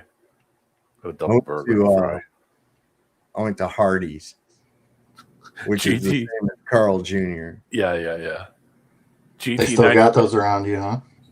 What, Hardee's? Yeah. Hardee's. Yeah. They've pretty much gotten rid of those I've around never here. been to a Hardee's. The only thing besides the standard ones that I've ever been to in another state was Dairy Queen and A&W and when I was in Georgia, I went to Crystal in Georgia. Okay. Where they make the little slider burgers. Oh god. Oh yeah, it's like White Castle. Yeah, it's like White Castle, but it's called Crystal. I went down when we were driving through Georgia, and I stopped, and it was like every time we went to Alabama, because my friend's uncle lived in Alabama, I would be like, "We're stopping at Crystal." I don't care what you say. I'll open the door and jump out. And he's like, all right. It was so good, but I mean, I know it's death on you, You remember the old moose cups that they used to have at Hardee's? I had no choice, man. I was working in Luray, and I had got up late, so I didn't have time to make something to take with me. So I'm there in Luray, and by lunchtime, buddy, I was growling. So I went down and bought a jug of water, and then I was like, you know what? Fucking, I'm going to Hardee's. I got to get something. They used to have pretty good biscuits and gravy there. Yeah, but the thing was, I went up there, I just ordered one thing, I was just give me that burger, whatever it is. And you want anything else with that? I said, didn't I just say that's all I want? You know, I'm like, what the fuck? You know, I says, yeah, that's all. So I get around to the window. There's a car sitting there. Wait and wait and wait and wait and wait and wait. There's nobody in the fucking parking lot. There's nobody else waiting for anything. There's nobody inside the restaurant. And I'm like, what in the fuck is going on, man? Finally, it gets up to my turn. I get up there and see people look out the window there at me and shit. Finally comes up to the window, takes my money, hands me his bag. I said, what are you guys, understaffed or something? And she goes, no, why? I said, you guys are really fucking slow, man. I mean, I'm sorry. I didn't really break bad or anything like that. I just said, man, I said, you guys are really fucking slow. You need to step it up a little bit, man. And then I left. But I'm like, man, I don't need to. And then after I got off work, right? I was on my way to work. My blinker went out on my thing, come up on the dash and said your driver's side rear blinker is out. I was like, okay, fuck. So after work, I stopped at the auto parts store there in Luray. And it's like, who raised this crop of stupid fucking people? First the Hardys, then this. I go in there and there's this one kid who looked like he had sailboat fuel for brains, had blonde hair flying all over the fucking place. And I'm like, you know, he's the type of ask you say, hey man, you know what time it is? No, dude, I'm not from around here. You know, one of them fucking retards. So anyway, there's a guy in front of me. And he's getting brake pads. He's got his little kid there. And then he changes his mind on whether he wants the black or the gray or the whatever else, and all this fucking bullshit. And goddamn.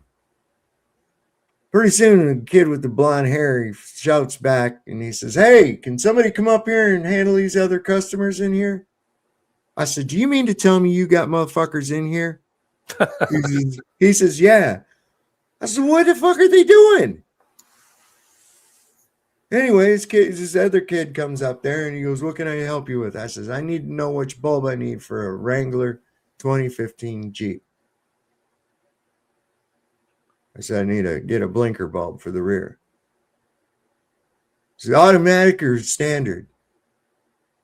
I said, what in the fuck does that have to do with a blinker bulb at all, whether my fucking car is an automatic or a standard? What in the fuck?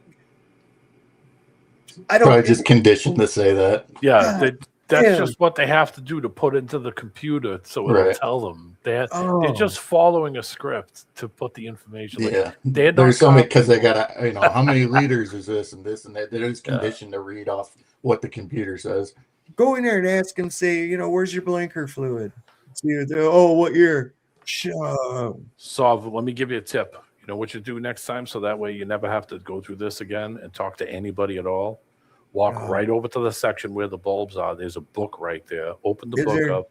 Yes. Okay. And just go to J and then look at your year, and it'll tell you exactly when the bulb's in. You can basically just grab the bulb I think yourself. they replaced that with some kind of a digital. Of course. Yeah. I remember them books. They don't have that shit. Oh my God! They want you to see a salesperson so they can upsell you.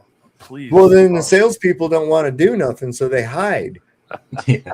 See, this is just like I avoid them anyway. It's complete. This is why I don't go out much, and I don't like people. I really don't. For the general most part, I don't want to have to fuck with people at all. I try not to. I have to though. My work, I have to. Yeah, and it's difficult sometimes. It's real difficult. And it seemed like everywhere I went, there was somebody fucking around, screwing up the way of business flow. So I went and got a new grinder because after like 4 years, mine's finally just dull as shit. All it does is just mash up the weed. So I got this grinder. I went and got that. And I'm standing up there at the counter, and this guy's arguing with somebody through the window. They have a drive-up tobacco store here. It's pretty cool. And there was somebody at the drive-up arguing with the guy about getting their money back because it was too much. And the dude's like, dude, when I told you what is that noise? Might be me. Oh, I know what it is. It's me. Oh, okay. Good. Okay. Yeah, I thought yeah. my water softener was running or something. You know, it's this possessed dog toy that we have. It's a ball that sits there dormant, and then all of a sudden it'll start vibrating and lights flash all over it, and Kick it'll it. jump up and down, and then it'll take off and roll around the room and shit, and then blink. And You got a ghost. Get a ghost. yeah, it trips me out. The dogs don't give a shit about it. I like it though. It's a human toy. It is. I don't care. Yeah, man. People act astonished if you talk to them nowadays. It's like, what? You talking to me? It's like they're so used to being social through their phones now that they have no real social skills. Dude, in the IRL. I've been in groups of people where two people standing next to each other, fucking texting each other. Yeah, I know. I've seen what it. What the fuck is wrong with you? Well, you man? see that. You go to a park, people do that all the time, man. They're just both buried in their phones. It's like, dude, you could have been. The funny thing is, they'll be texting somebody else, right? At, like, say, their house or something. Then they'll go there. They'll stop talking to that person and text somebody else somewhere else. It's like you were just trying to communicate with this person, and when you're away from them, you're next to them now, and now you want to talk to somebody else on your phone. This shit is just astonishing to me. I did it a while ago. I'm sorry, I did it a while ago. So where I held the door open for somebody who was quite young, and they just walked through the door and didn't say anything to me. Didn't say thanks. Didn't say, So yeah. People are stunted. People are becoming stunted by the social media and everything else. Their phones. Older people, I found out, if you hold the door open, a woman, especially older woman, they'll always say thank you. Be like, thank you so much.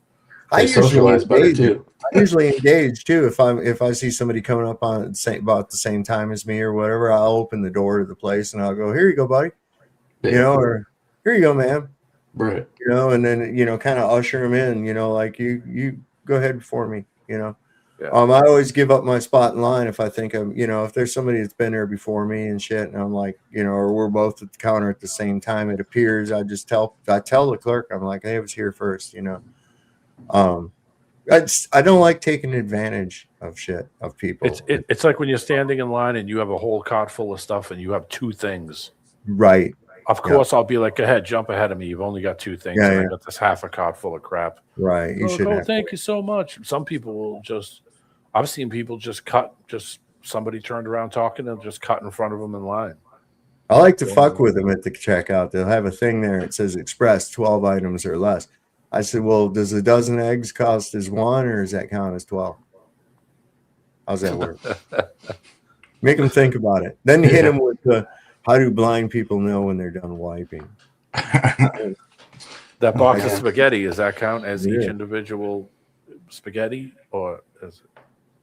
Hey, Chad, you wasn't here when I was talking about this app I downloaded today called DFlock? Oh no, I haven't seen the app, but I put the link to the website on my community post. Oh yeah, you can download this app called DFlock, and it'll, like, wherever you're at, you can pull it up and it'll show you where all the flock cameras are. You tap on the flat camera, it tells you who makes it, what kind of camera it is, what power source, all the shit to it. There's another one. Give me a second, I'll find it. But there's another one where you can put your license plate number into it, and it'll tell you if if you've been picked up on flock, what information they use. But it's new, and I don't think they're still working on the site. So I put mine in there and nothing came up. It's not to mean that it wouldn't, somebody else's wouldn't, but I think that they're so new that they haven't got all the information. But I got the website. I can put it in if people want to check it out. That's a Mean Joe Dirt haircut he's got. It is. Home is where you make it, boy. You know what? It only looks like a mullet because of the headrest in the background. But yeah, I see what you're saying. You want that apple core? Yeah, right. It's a space peanut. I've learned so much about subscription-based ALPR systems like flock cameras over the last few days. And the company that produces flock cameras is just one of many making these ALPR cameras. Other big competitors include Acon, Motorola, Genetec. There's lots of companies making these cameras. How it works is basically a subscription model. So cities and counties will pay roughly about $3,000 per camera per year. And the cities get access to the data but don't own the cameras. Now, these companies also charge a vandalism and theft fee, which can be anywhere between $800 and $5,000, depending on the type of damage, what was stolen, yada, yada, yada. So theoretically, if enough cameras are damaged or stolen to the point where the cost to return ratio for the cities and counties is not worth it anymore, they would stop using these subscription services. Yes, taxpayer money is used to fund these subscription services, but in a country that has a GDP of $33 trillion a year, ultimately these ALPR subscriptions are just a drop in the bucket. Say it with me. Those who would sacrifice essential liberty for some temporary safety deserve neither liberty nor safety. Well, it would be really simple. They could just go, just go to your town and say, we don't want this shit. Pull everybody in and say, take the shit down or we're going to remove you and the cameras. And that's how it should go. Nice and simple. I don't know if you guys saw that. I went to South Bend, Indiana, to the University of Notre Dame and to a flea market over the weekend, right? And right at the edge of South Bend, they were putting a gigantic, I wish I had taken pictures, but I was too busy. I just wanted to get to where I was going. A gigantic data center, man. It's huge. Right in the middle of like Amish country. It's like this beautiful area, little piece of land out in Indiana. And here you got this nightmare looking black cube basically out in the middle of a farm country. It's just, I don't know. And it's going to be everywhere eventually. It already is lots of places. At least in Clinton, Iowa, near me, they were talking about building one there. And they're actually, I think at the town meeting, they got them to delay it at least. I don't know if they'll stop it, but they at least got them to delay building. God, listen, those things, and they sound like shit. Yeah, man, they're like making people sick. Yeah, like the vibration, the frequency coming from those is like so high. It's like higher than concert level, frequencies coming at you. Well, didn't they declare them as military installations as well? Might as well be. So any act of destruction upon them would be. I'd be next time you see Kevin. You remember Kevin C? They'd show up here from time to time. He was supposedly working at building one of those data centers. I'd be curious to see what he has. Any insight? So I put a picture of an Italian surveillance camera and the JPEG on the bottom.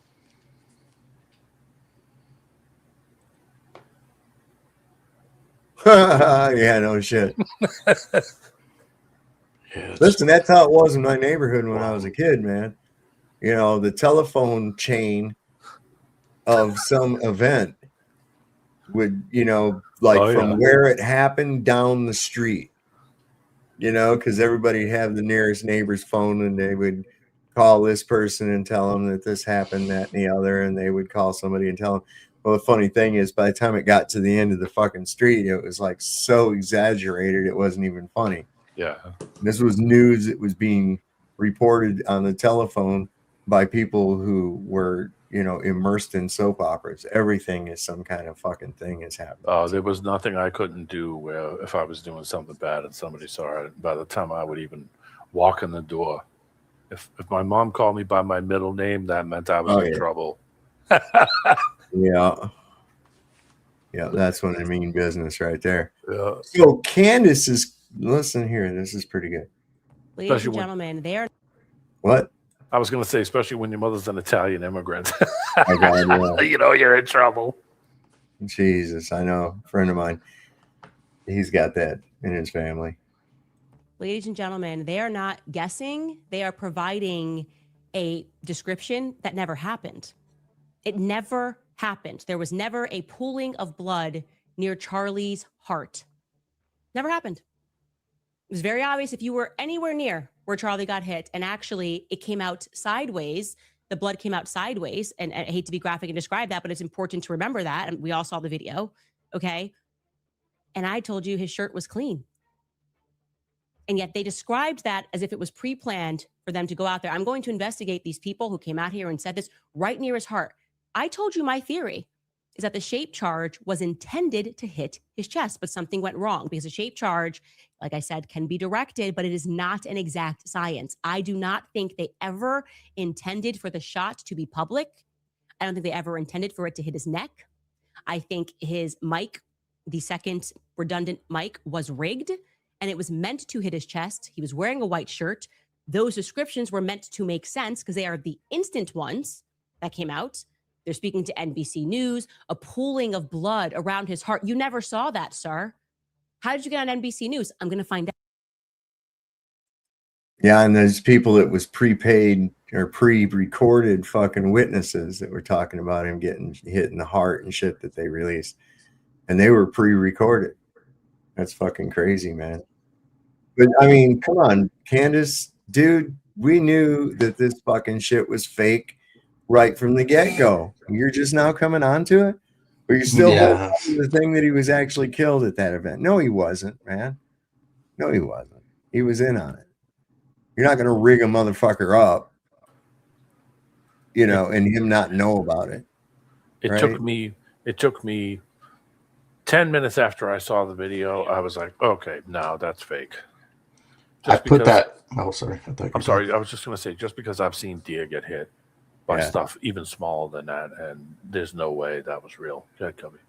I put that link at Have I Been Flocked, and that you can run your, if you want to. I mean, don't get me wrong. If you want to trust it, you can put your license plate. Not that it matters. They got all your information anyway.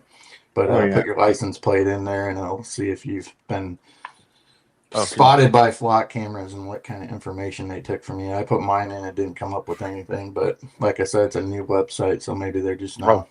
Thank you. I just got an idea. Yeah, you can always check somebody else out. Yeah, exactly what I'm going to do. Oh, my God. See, that's what we need to go after, though. You understand, is we need to go against the motor vehicle code. Okay?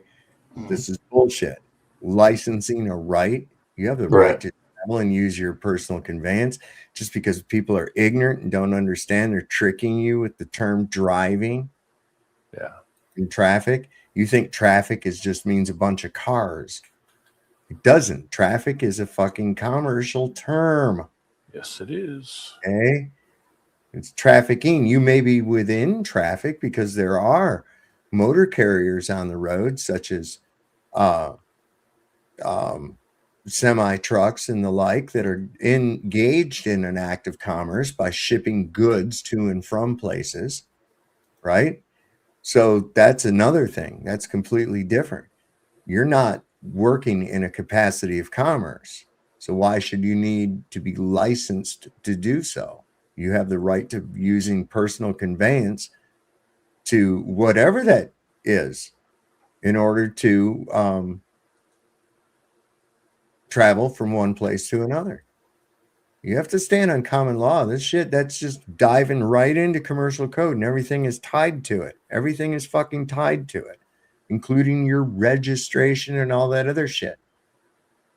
You don't have to give anybody your vehicle that you paid good money for. No, it's bullshit. So just stop doing it. Yeah, get a bike like the Amish. Yeah, I'm not too far from that. I mean, I already use an e-bike. So, you know, for me to go down in the town when the weather's nice now, I did it a couple of nights ago at like 10:30 at night to Walmart. And I was like, I'm down south now. So I was like, hell with it. I don't need to take the car. It's a nice night. It was dead quiet out because there was almost nobody out. It was like a Sunday night. And I'm like, hell with this. Let me take a ride. So I got on the e-bike and I went about 6 miles on the e-bike and went down to the Walmart. And it was cool. Like, what's that thing average mileage wise? Oh, that'll go like 50 miles on a full charge. I mean, I'm kind of a big dude. I'm not at the weight limit of the bike, but you know, I'm 70, 80 pounds from the weight limit. It's got like I think it's 350. I think is the max, but it'll go 50 miles. It's a city bike. It's not like a long range, you know. My buddy that hit the Snarly Owl had a e-bike there where he lives in Richmond. And it got stolen on Juneteenth. Go figure, right? Yeah, that's what I'm saying, man. Come on. It's so stereotypical. Come on. Yeah, I just changed it to the to the, I brought it into like where the carriage pod is. They have this big thing that sticks up near the wall. So I just moved it over and then just chained it to the door because I know there's cameras in there. So I was like, hell with it. So I just rolled it over and just put the cover on it and chained it to the side of it. And no one said anything. I come out and just took the cover off and rode the 6-7 miles back home. I was like, oh, yeah. It was nice. It's got a light. It's got tail lights. It's got directionals. Yeah. That's cool. Check this out. This is coming. They're already doing it. The New Testament says the nation of Israel is no longer God's people. The people of God is the church. Or were you taught they're still God's chosen people? Yes. Yeah. Because you have a wrong view of Israel. They're not God's chosen people. Have you read your New Testament? Yes. Are you sure? Go to Matthew 21, 33 to 44. Therefore, I tell you that the kingdom of God will be taken away from you and From who? given to a people who will produce From who? The kingdom of God will be taken away from who? from the Israelites. Yeah, so why would you say they're God's chosen people? Jesus just said, when you kill me and reject me, the kingdom will be taken away from you. So where did you get their God's chosen people? They're going to say that's anti-Semitic. That's even if those people are the real true Israelites. They're not. They're not. They're Polish and yeah. Ashkenazis. Ashkenazis. Khazars. Yeah, Khazar is what I read. That's why they hate the Russians and the Ukrainians so much. Yeah. I think that's why you're seeing all this stuff about seeing all these nations wanting to attack Russia and backing all of the Ukraine because they're pissed off that the Russians way back, took the land of the Khazars. Russia's got a lot of Jews there too. Yeah, well, obviously the pre-Soviet Union, the Soviet Revolution was backed by all that. That was Bolshevism. Well, yeah, they sent him over. Trotsky and all those motherfuckers came right over here, funded right out of Brooklyn. Come on, man. They sent him over to foment unrest in the Russian homeland while the First World War was taking place. You see, all the army was engaged against the Germans in the Austro-Hungarian Empire or whatnot. They was fighting that, and then they started this revolution back home because even the war caused more economic hardships for the Russian people, so it was easy for them to get a foothold and push that philosophy. See, that was funded right out of New York. Look here, here's Trump. Slit right through it, probably a box cutter or a knife of some kind. Or we had people lifting up the basic, some of the, it's not a lot of damage, but we'll probably have to let the water out and refix it. He literally said that. He said somebody took a box cutter or something, and when they were getting ready to, when they did it and put the shit in there, he was bragging about how you couldn't even cut it with a box cutter. They obviously didn't know what they were doing when they did that, because if they painted it, that shit's just going to peel off no matter what anyway. Why didn't they use some kind of like truck liner or something so that way that stuff don't come off? Rhino coat. Right, exactly, like rhino You know how liner much or that would something. fucking cost? You know how much that would cost? But I mean, how much did that shit cost that now they have to take it up again and reseal it and pump all the water out again? I knew a dude out in California that had his whole fucking Bronco rhino coated. He looked pretty good too. My friend did his Cherokee, the underneath and the inside, the floors, everything, just coated the whole thing because it was. I wonder how that reacts to flock cameras. You know, look, I said this because it made so much sense at the time. Do you remember in the Batman movie with Morgan Freeman and shit, where he took all the phones he was able to connect and get an image of all of Gotham City using everybody? Yeah, it's like biometrics. Dude, this is like, we're there. I said, they're going to do this. I said, they're going to do this. I said, they're telling you what they're doing right now. Because at the time, I remember my wife was really into this show called Person of Interest. Jim Caviezel and I forget who else is in it, but it was pretty interesting because it showed that AI was tracking every fucking thing through every camera and every internet connection available. Mhm. Right? And it was wild because in between scenes, it would just show like a cityscape, and it would have these people with all the details in a box around them, and there's an airplane, and it's this flight from so and so, and all this information right there, just in a fucking thing that it knows. It knows where everybody's at and what they're doing. Well, that's what you remember in the conspiracy theory, Jerry Fletcher, when he goes to buy the Catcher in the Rye book and he uses his card, right? That's how then they all come for him. Yep. When he makes that transaction with his card, that's how they found him.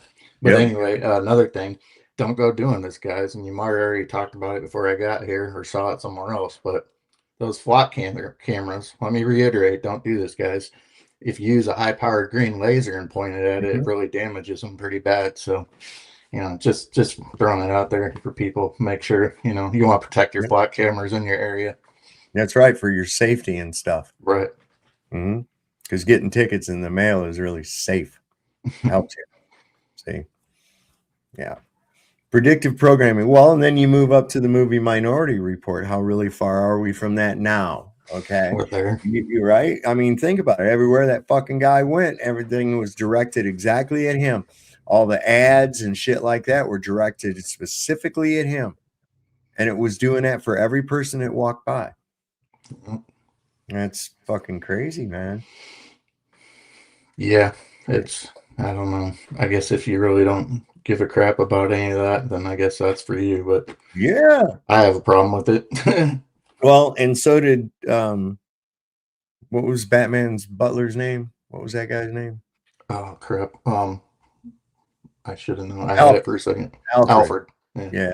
And then this one, he was Morgan Freeman. Beautiful. Beautiful. Unethical. Dangerous. You've turned every cell phone in Gotham into a microphone. And a high-frequency generator receiver. You took my sonar concept and applied it to every phone in the city. With half the city feeding you sonar, you can image all of Gotham. This is wrong. Flock cameras have been wildly controversial, especially recently when there was a data issue that came to light.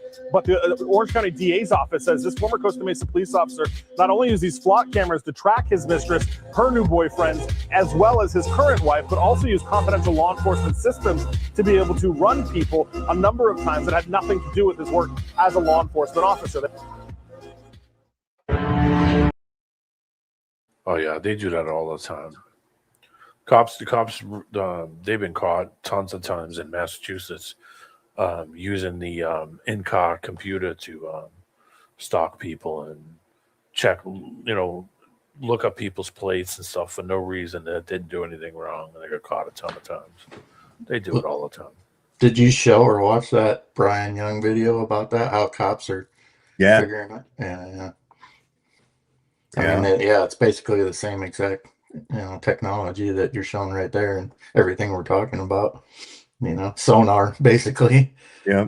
For the most part. Kind of like a submarine, I guess. I don't know. I'm not too far from almost totally off the grid. I think when I get close to retire, I think I'm probably going to end up doing that and just kind of be like, okay, throw all the tech away. And I'll be like, yep, see ya. I think but if you're not completely self-reliant, I think they're going to figure a way out to push everybody towards the city some way or another. I don't know. That's just my take. I think that, if there's things you need in town, they're going to make it to where you either can't have them or you're going to have to move here to have them. Yeah. You're going to have to be completely independent. And I'm sure there's people out there that are, but it's not as easy as it sounds. No, 100% anyway. Well, that's why they don't allow people to have, different living conditions, alternate living scenario setups anywhere close in cities, because obviously they make a ton of money from it. So they push you way out in the middle of nowhere that you would need a car to get to somewhere. You would need this stuff. So right. Yeah. They're going to make you dependent somehow or another. Yep. Still. They're going to get you some way. They need to be getting Mr. Gray. Okay. Agent Smith. Hey, Mr. Gray. Yes, sir. Can you put that down for me, please? What's the phone? Yes, put it down. I'd rather not. I like to have it recorded. Mr. Gray, can you please put it down? I'm not touching it. I got it right there. Yes, I know. And I know what that phone does. Please put it down so it's not recording me, please. No, sir. I'd rather not. I'm going to go ahead and record. I know it's my right to be able to record. No, not to record me. Yes, sir. Audio and video. No. I'll let you know when I first pulled up. No. It's a citizen have the right to film public officials. Okay. It's First Amendment protected free speech. Okay. Put the phone down, please. I just got it sitting there. It's recording. I'm on, and you know it's recording. Am I being detained or am I free to go? You're free to go. That's fine. I'm just recording. It's just for my protection of yours. You want to go? Go ahead. Can I get my ID But back? I'll let you know what I was going to say as soon as you put it down. So you tell me. Well, I'm not going to turn it off. I can't go anywhere without my ID. As a matter of fact, I just remembered about something else. I'm going to check one more thing. So whenever you want to leave, just let me know. So I guess he's making me sit here until I turn the camera off, which I'm not going to do. Hey, Mr. God damn, they're so petty. He should be fired immediately. Yep. Immediately. It shouldn't even be a thought. You do something like that and you're impeding my way after you just pulled some bullshit with me because I flipped you off or I blinked my lights or I did some kind of shit that's completely legal to do, you should be fired immediately. Well, you want to tell me something that you don't want there to be a record of? What the fuck are your problem, bro? It's exactly. See, he doesn't want the camera because he knows the bullshit he's going to say is going to be on camera. Yeah, that's why. And he doesn't want people to see that he's a complete imbecile and a moron and that he's pulling some kind of illegal. But see, that's where you put a door and the camera adjacent from you when you're sitting in the car. Then that way you can really hear what they're going to say and you can really see what they're going to do. Because now you're not holding the camera, they don't see it, so they naturally think you're not recording it. And you could just put it in the door panel on the other door facing the driver's door. So that way you can. There you go. NPC police. Notice they speak in single sentences. Yeah. And they keep repeating the same thing again over and over and over. I love it when they say it's for police safety and when that's not even close to the fucking most dangerous job you could have. I know. I'm like, well, I'm not really concerned about your fucking safety. Okay. So that's not a law. Officer safety is not a law. Still doesn't, I don't have to, I'm not under your authority. You don't have any authority over me. Stop. You have perceived authority. I don't recognize it. Unless you actually suspect me of committing a crime, having committed a crime, or in the process of committing a crime, you have no reason to even fucking talk to me. Yeah. Okay. And if you do, I have to consent to that. Okay. Because all contracts are voluntary. If I don't want to talk to you, it's not a consensual conversation. Okay. Now you're forcing your will upon me under color of law. So eat a big fried dick. This is pretty good. Let me be right back and get me a turnover. I just did a lap around the pool here. We walked the full length of it. It is mostly algae free. You can see that American flag blue reflecting up. The ducks are out swimming this morning and look just fine. There are a lot more cops, National Guard, even some U.S. Marshals out here keeping tabs on things. But one thing we still can't find is any evidence of a gash along the floor of the pool. Despite that, the Interior Department is taking steps to drain the pool again and fix it again. As chips of American flag blue lining float amid algae in the reflecting pool, President Trump is blaming vandals, but still not offering evidence, promising a decade in prison for anyone found guilty. They went in there with a knife. The president previously claimed the pool was impenetrable with a blade. If you had a knife, you can't even cut it. So strong, so powerful. But Monday, he said that's exactly what happened, claiming someone cut a long gash in the pool's lining and pulled at its edges. Who would think that somebody would go into a pool and take a knife and start cutting it? But do you have proof of that they used a knife? Do you have photos or video? Well, let's put it this way. When you have a 350, I think it's 350, not 250, a 350-foot slit from one end to the other, you think that's proof? But the reporters have been down there today looking for that slit that you mentioned, and there's no evidence of it. What you'd have to do is see the Parks Department. So we asked, but neither the White House, Interior Department, nor National Park Service have provided any more proof. In recent days, at least 5 people have been arrested for vandalizing the pool. Another 5 were issued citations. Atlantic Industrial Coatings was awarded a $14.7 million no-bid contract for the original lining. It says the problems represent a very small part of the massive 7-acre project and that it plans to return to make needed repairs as part of the warranty. It's not clear how long the repairs may take. The president had hoped that the reflecting pool would be renovated and fixed in time for the 4th of July holiday celebrations. He also mentioned that photos of these alleged gashes would be shown in court. It's unclear in which court and when. The Interior Department, Matt, has our number, has our emails asking for comment and the proof. And if they ever share it, we will bring it to you. Well, if you're going to show something in court, it must mean you have a suspect as to who you think that did this, right? He's just making shit up, man. So they're going to be there with all the people that burn the flag. You're going to get to you're in jail. Nothing's going to come of it. Oh my God, it's fucking so absurd. It's not even. It's just dumb. Welcome to absurd. One of these days, I'm gonna freaking go back and I'm gonna look at all the news through this entire year. I just want to see all the crap that we've just set to the side now, and all these new things that every day something that replaces the day before. I just want to go back and review some of the older stuff that we've already stopped talking about just for fun. Cubby update. Yeah. The no GNUs is good GNUs with Gary GNU. Oh God. Yeah, this is pretty much what we just said. Congressman Ted Lieu, I think, gets it right. Ted Lieu posted to Twitter, quote, "There is a 24/7 camera that shows the reflecting pool. If someone went into the pool and made a 250-foot gash, it would have been seen. Trump is lying again. Everyone knows it. But the people at the Justice Department are randomly going after people to soothe Trump's fragile ego." I think that that's absolutely right. And just go back to what Donald Trump said about the reflecting pool last month, which is even if you took a knife to it, which is what he now says happened, you wouldn't be able to damage it. This will last for at least 50 years, and you'll never have a leak. It's very Never. strong. You couldn't, if you had a knife, I don't want to give anybody ideas. If you had a knife, you can't even cut it. So strong, so powerful. It's like powerful rubber. It is beautiful, sealed. And I looked at just one of the little pieces that they did, the finish. It's like a piece of glass. Beautiful color, beautiful everything.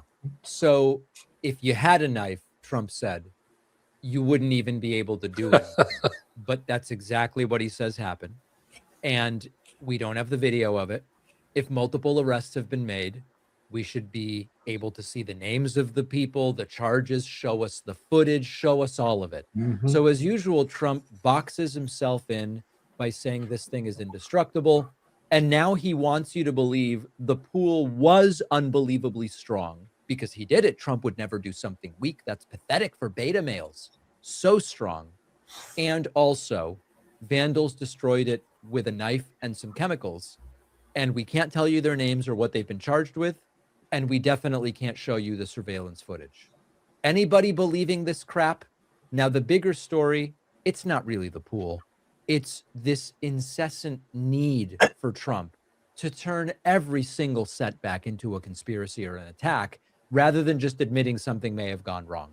You can apply it to just about any area of Trump's governance or lack thereof. And that's the theme. It's happening here. It's just a reflecting pool, but it's another corrupt, cronyistic, incompetent incident that Trump wrapped himself up in. I'm surprised he hasn't blamed the Iranians for the reflecting pool. It's a rare strain of Iranian algae. Yeah, those Iranians. They poisoned our pools. I mean, for real. These people, man. Come on. It's just another money laundering scam. That's what everything is. It's like all right, check it out. Like your local parks, right?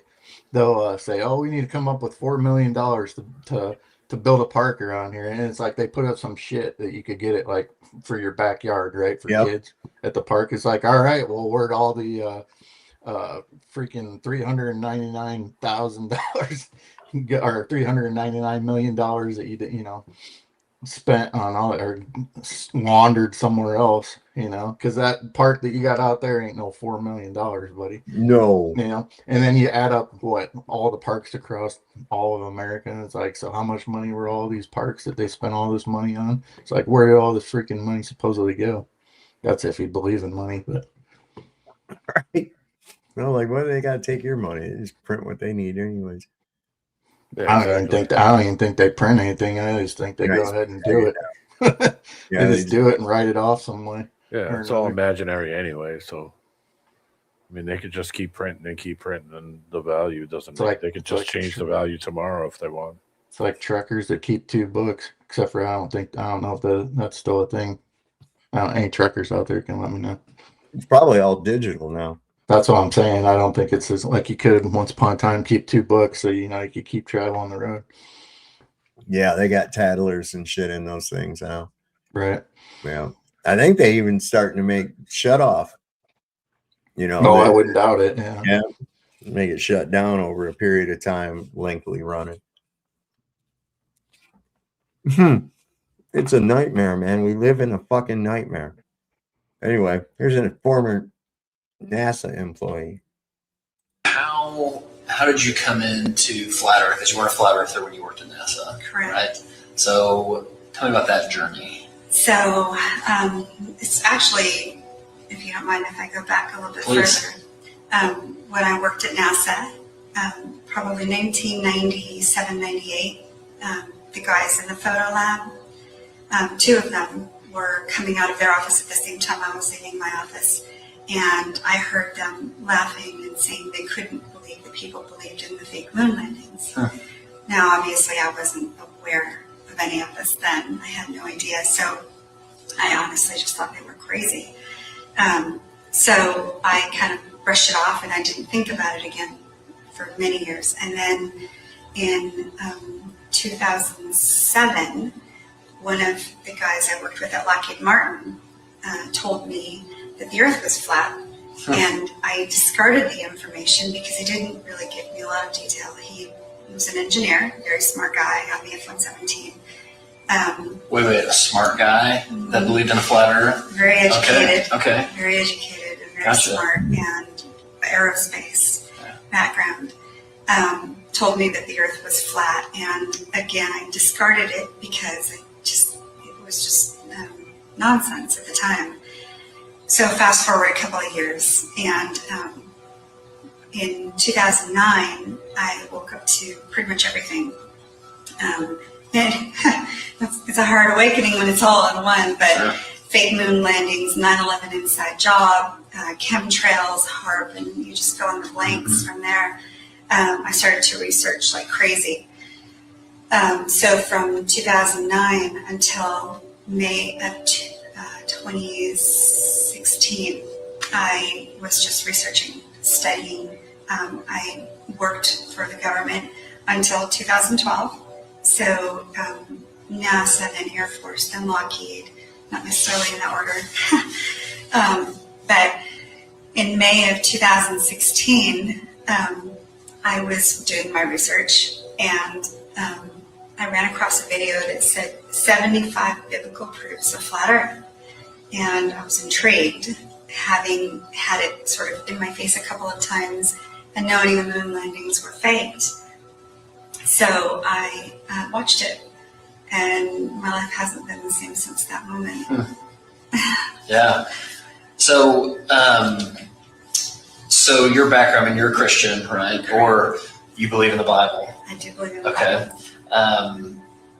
Because I lately I've found that Christian just means you take the scientific worldview and project it back on the Bible. But if you actually believe, I don't think that's true, that you project it back onto the Bible. I think that this is my look at it. It's like this, right?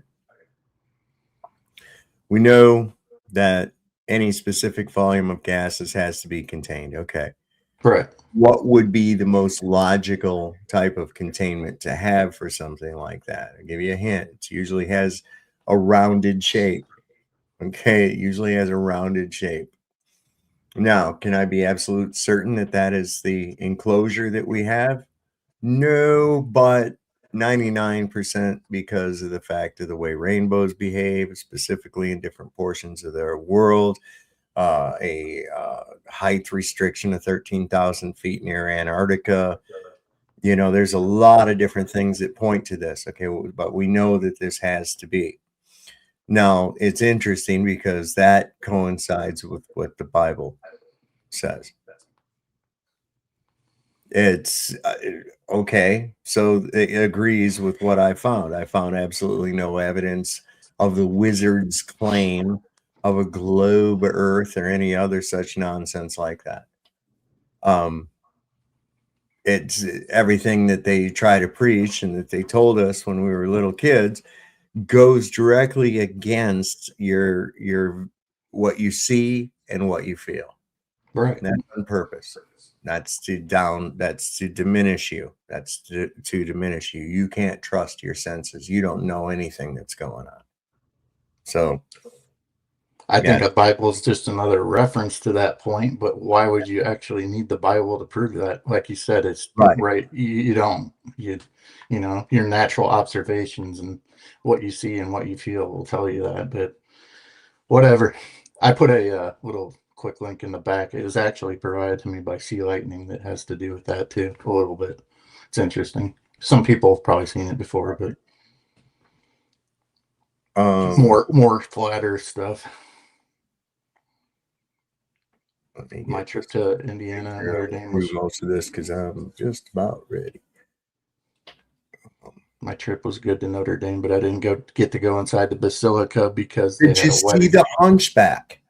No, he wasn't out that day. But they had a wedding. I didn't even get to go inside the basilica. So it was pretty disappointing. You usually want to look up there around the bells, around the belfry. Yeah, that's up usually on top, where yeah, usually that's where you see good old Quasimodo. Best fucking quarterback, best quarterback that team's ever had, by the way. Just saying. What am I doing? It is a really nice campus, though. Is it doing it? It's doing it. I'm doing it. I'm doing it. Which is this? I'm doing it well.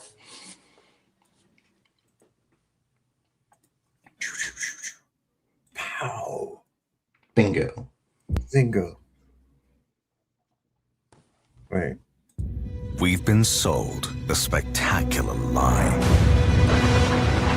They told us the world was a series of jagged, vertical trials against elements, inclines, against gravity itself. But our reality isn't defined by terrain.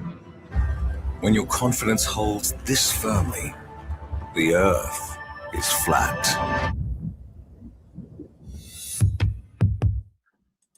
Wow. That's pretty fucking crazy. Yeah, on a commercial. Yeah. That was on the screen, right? Yeah. Okay. Yeah. That was what, Audi, I think. Yeah, Audi. Oh my God.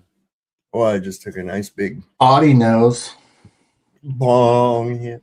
Bong. Man, where was I at? Where was I? Lost in my little fucking thing. Here I am back. Oh yeah, this is kind of interesting. Yeah, I don't know why you need a bunch of agents to, just because you don't agree with what they think that we live on a ball, why a bunch of agents have to attack you all the time. That's like I said, there's never been any flat earthers that are going after globers. Like, oh, you don't believe in this? Well, I'm Worst taking I do is chill one eating a booger or something, that's about it. Yeah.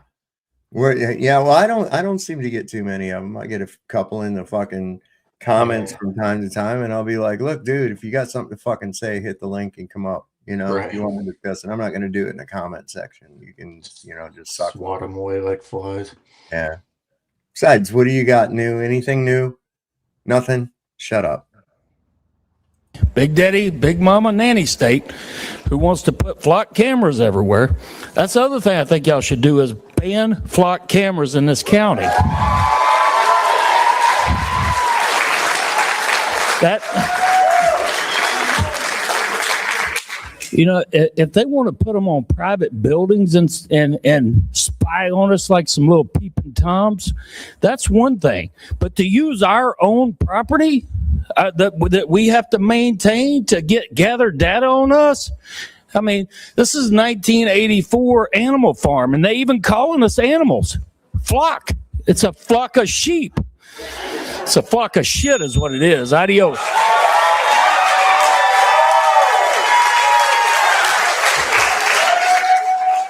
Now, I'm going to be a little bit meaner than them, so please don't violate my rights.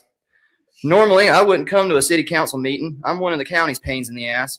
Historically, I stay out of the city, and the city stays out of my business. It was a pretty decent arrangement. But then y'all sent me one of these tickets from one of your AI red light cameras you have deemed as necessary infrastructure in your city. Thing about this is I was in Seminole, Alabama at the time I allegedly ran this red light downtown.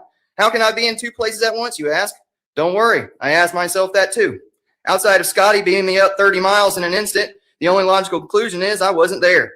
These things have been deemed unconstitutional for this reason, because the enforcement action of 316.0083 unduly shifts the burden of proof to the vehicle owner, me, to prove my innocence rather than the state having to prove my guilt.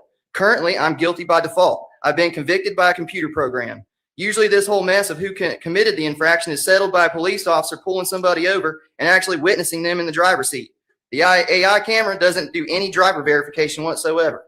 To get your constitutionally mandated due process, you have to jump through hoops put up by Automated Enforcement Division, a private company in Orlando that's owned by another corporation called Novoa Global, which is owned by a Chilean-Swedish millionaire named Carlos Hofstedt.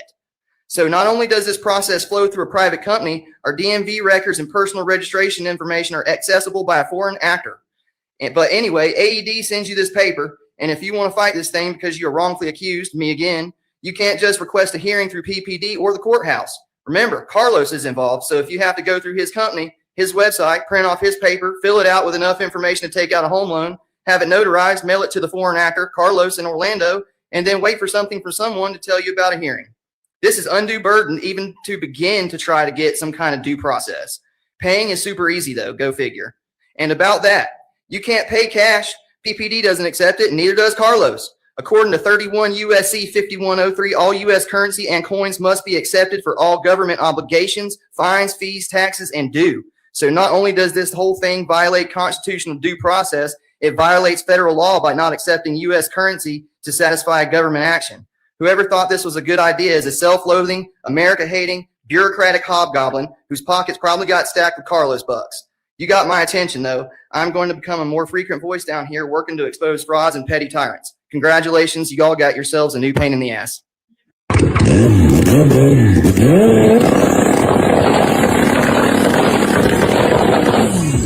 1 minute, 37 seconds later. So we have, how it works is that we've got sensors all in the area. So what it did, so it pinpointed, it used triangulation, right? So it heard it, and literally, you're standing right there. Yeah. And so it put it in the wood line. Yeah.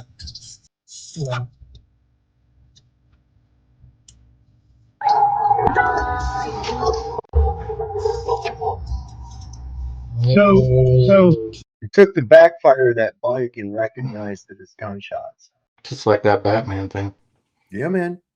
It was, so it goes to a computer in the sky, and then they flag, they're supposed to alert us within 60 seconds of receiving it. So they get it, and then it's like this one, it flagged it as a rifle, high capacity, full auto. Damn! So yeah, that's what it was. Goes to a computer in the sky. Yeah, I thought that was... How do cops even pull anybody? How are you pulling anybody over for distracted driving, dude? You got a goddamn laptop sitting 2 feet away from you, cell phone in the other hand, radio on your shoulder. I kiss my ass. I have 5 years and then I'm out of here and I'll be in the woods somewhere. Yeah. If we got 5 years left, man. Yeah, I don't know. 2030 is fast, or 4 years away. 3.5. 3.5. And that ain't gonna take no time. Fuck, we're already almost June. July. Dang it, man.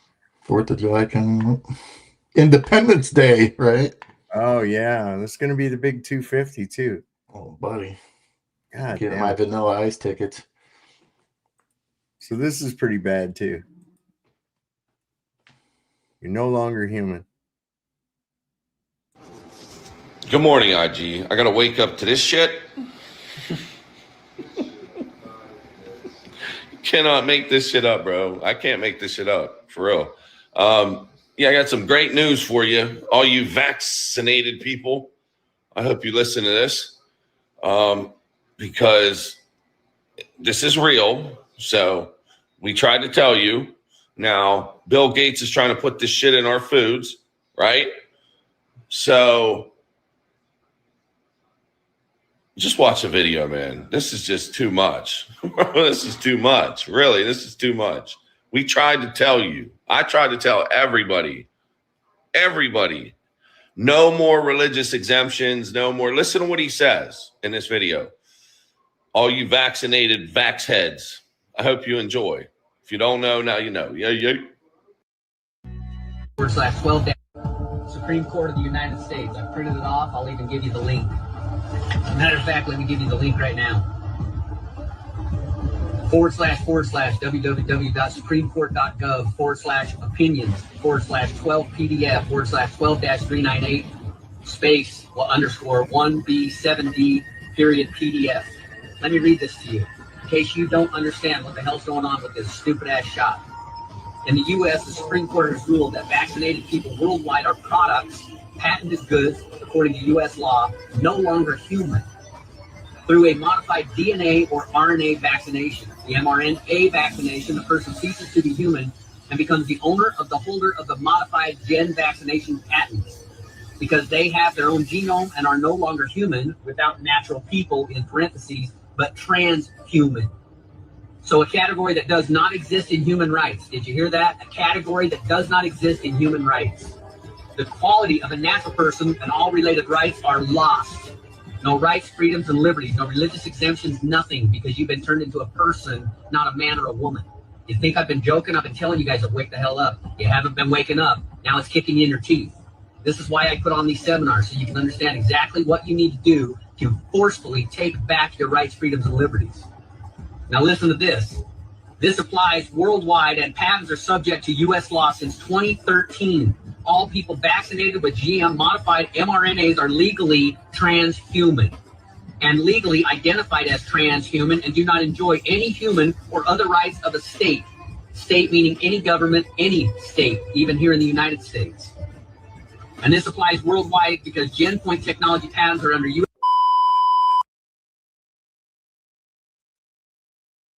That ain't good, man. No, it is. Ain't good. Well, I got to work in a moment. I'm gonna wait. Can I jump in just for 1 second? Yeah, I got yeah, one yeah. thing before you go. I forgot I had one more thing too.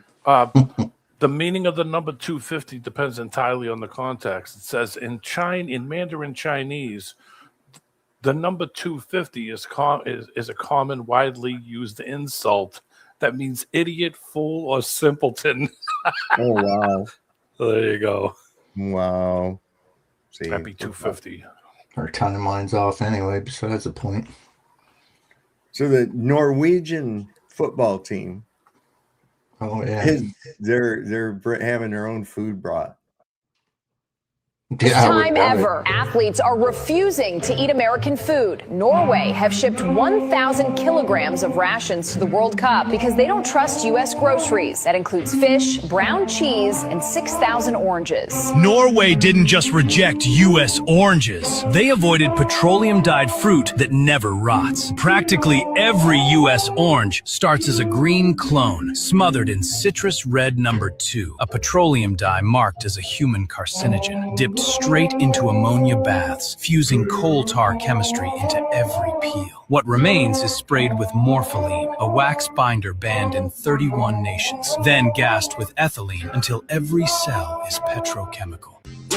First time ever. God, Do not blame them. I don't blame them one bit neither, man. God damn it. What's wrong with us? What's wrong? Why do we let these people take us over? You know? Yeah. Why aren't we doing something? I mean, we're trying to do something about it, but why isn't it expediting? Just like they're trying to expedite the complete takeover. Yeah. Shut all the phones and the internet and all the bullshit off and turn it back to 1980, and then you'll see people suddenly give a shit. Yeah, that's why I said to take down the towers, like I saw in MacGyver. Anyway. Yeah. So as soon as we get back to human interaction, then shit will change. Well, the first target in any type of war is always communication. Yeah. You always want to disrupt the communication of the enemy. Every time. Just saying that. They always do. That's what they do. They send in, first thing they do in any kind of a conflict is they send in like electronic jamming equipment and magnetic pulse beams to shut down radio and all that shit so that they can not warn other people that they're being attacked. Pass information back and forth, coordinate. Why do you think that Iran took out, those towers in Bahrain and everything else? And that was the first thing they did, right? Yep. As soon as they did, it started to rain. That was awesome. That was awesome. I'm anxious to see what comes about from that. Anyway, I got to work in the morning. I'm gonna get off here. I want to thank you guys for coming up. Everybody showed up in the chat. Sorry, it's been a few days, but I just needed some time off. That's all right. Working on this fucking job, man. 5/8 plywood sucks, dude. They must be making that shit a lot heavier than they used to. No, you're just getting older. No, hush. Told you hush. Told you hush. You're making it heavier. It's Good to see you, brother. Good to see you. Cut back on some of that by not eating the poison. Yeah. Let me tell you something, man. It's just like, no, it's if you're not accustomed to doing it all the time, man, that 5/8, quarter inch is one thing, or with that 5/8 is fucking, 5/16, that's a little different. That 5/8 plywood, that's a little bit overdoing it, sheeting a roof, I think, especially for a porch. But whatever, that's what we're doing. That's what they wanted. So what the job requires, I guess, huh? Yeah. Well, plus I'm just getting over that hip too. I mean, at least I worked all day and didn't start fucking killing me or anything. So I guess I'm doing all right. Anyway, good night, guys. Thanks for coming. Everybody, hi, dude. That was quick. All right. No, I was just saying I hit the wrong fucking button. Whatever. Everybody, thanks for coming. Thanks. Hope you enjoyed the show. Keep in mind, man, this flock shit's serious. It's more serious than you think. These data centers, all of it, it's all fucking connected. Even the nonsense that's going on right now, it's all fucking connected. Find the connections. Look at the connections. You'll find them. They're right there. They're very obvious. And as we always like to say, don't forget the Lord loves a working man. Don't never, ever, ever trust Whitey. See to your doctor and get rid of him because, goddamn it, he'll kill you. And it's always better to shit in the sink than it is to sink in the shit. We'll see you next time on Sovereign Soul on Chain Mind. Good night.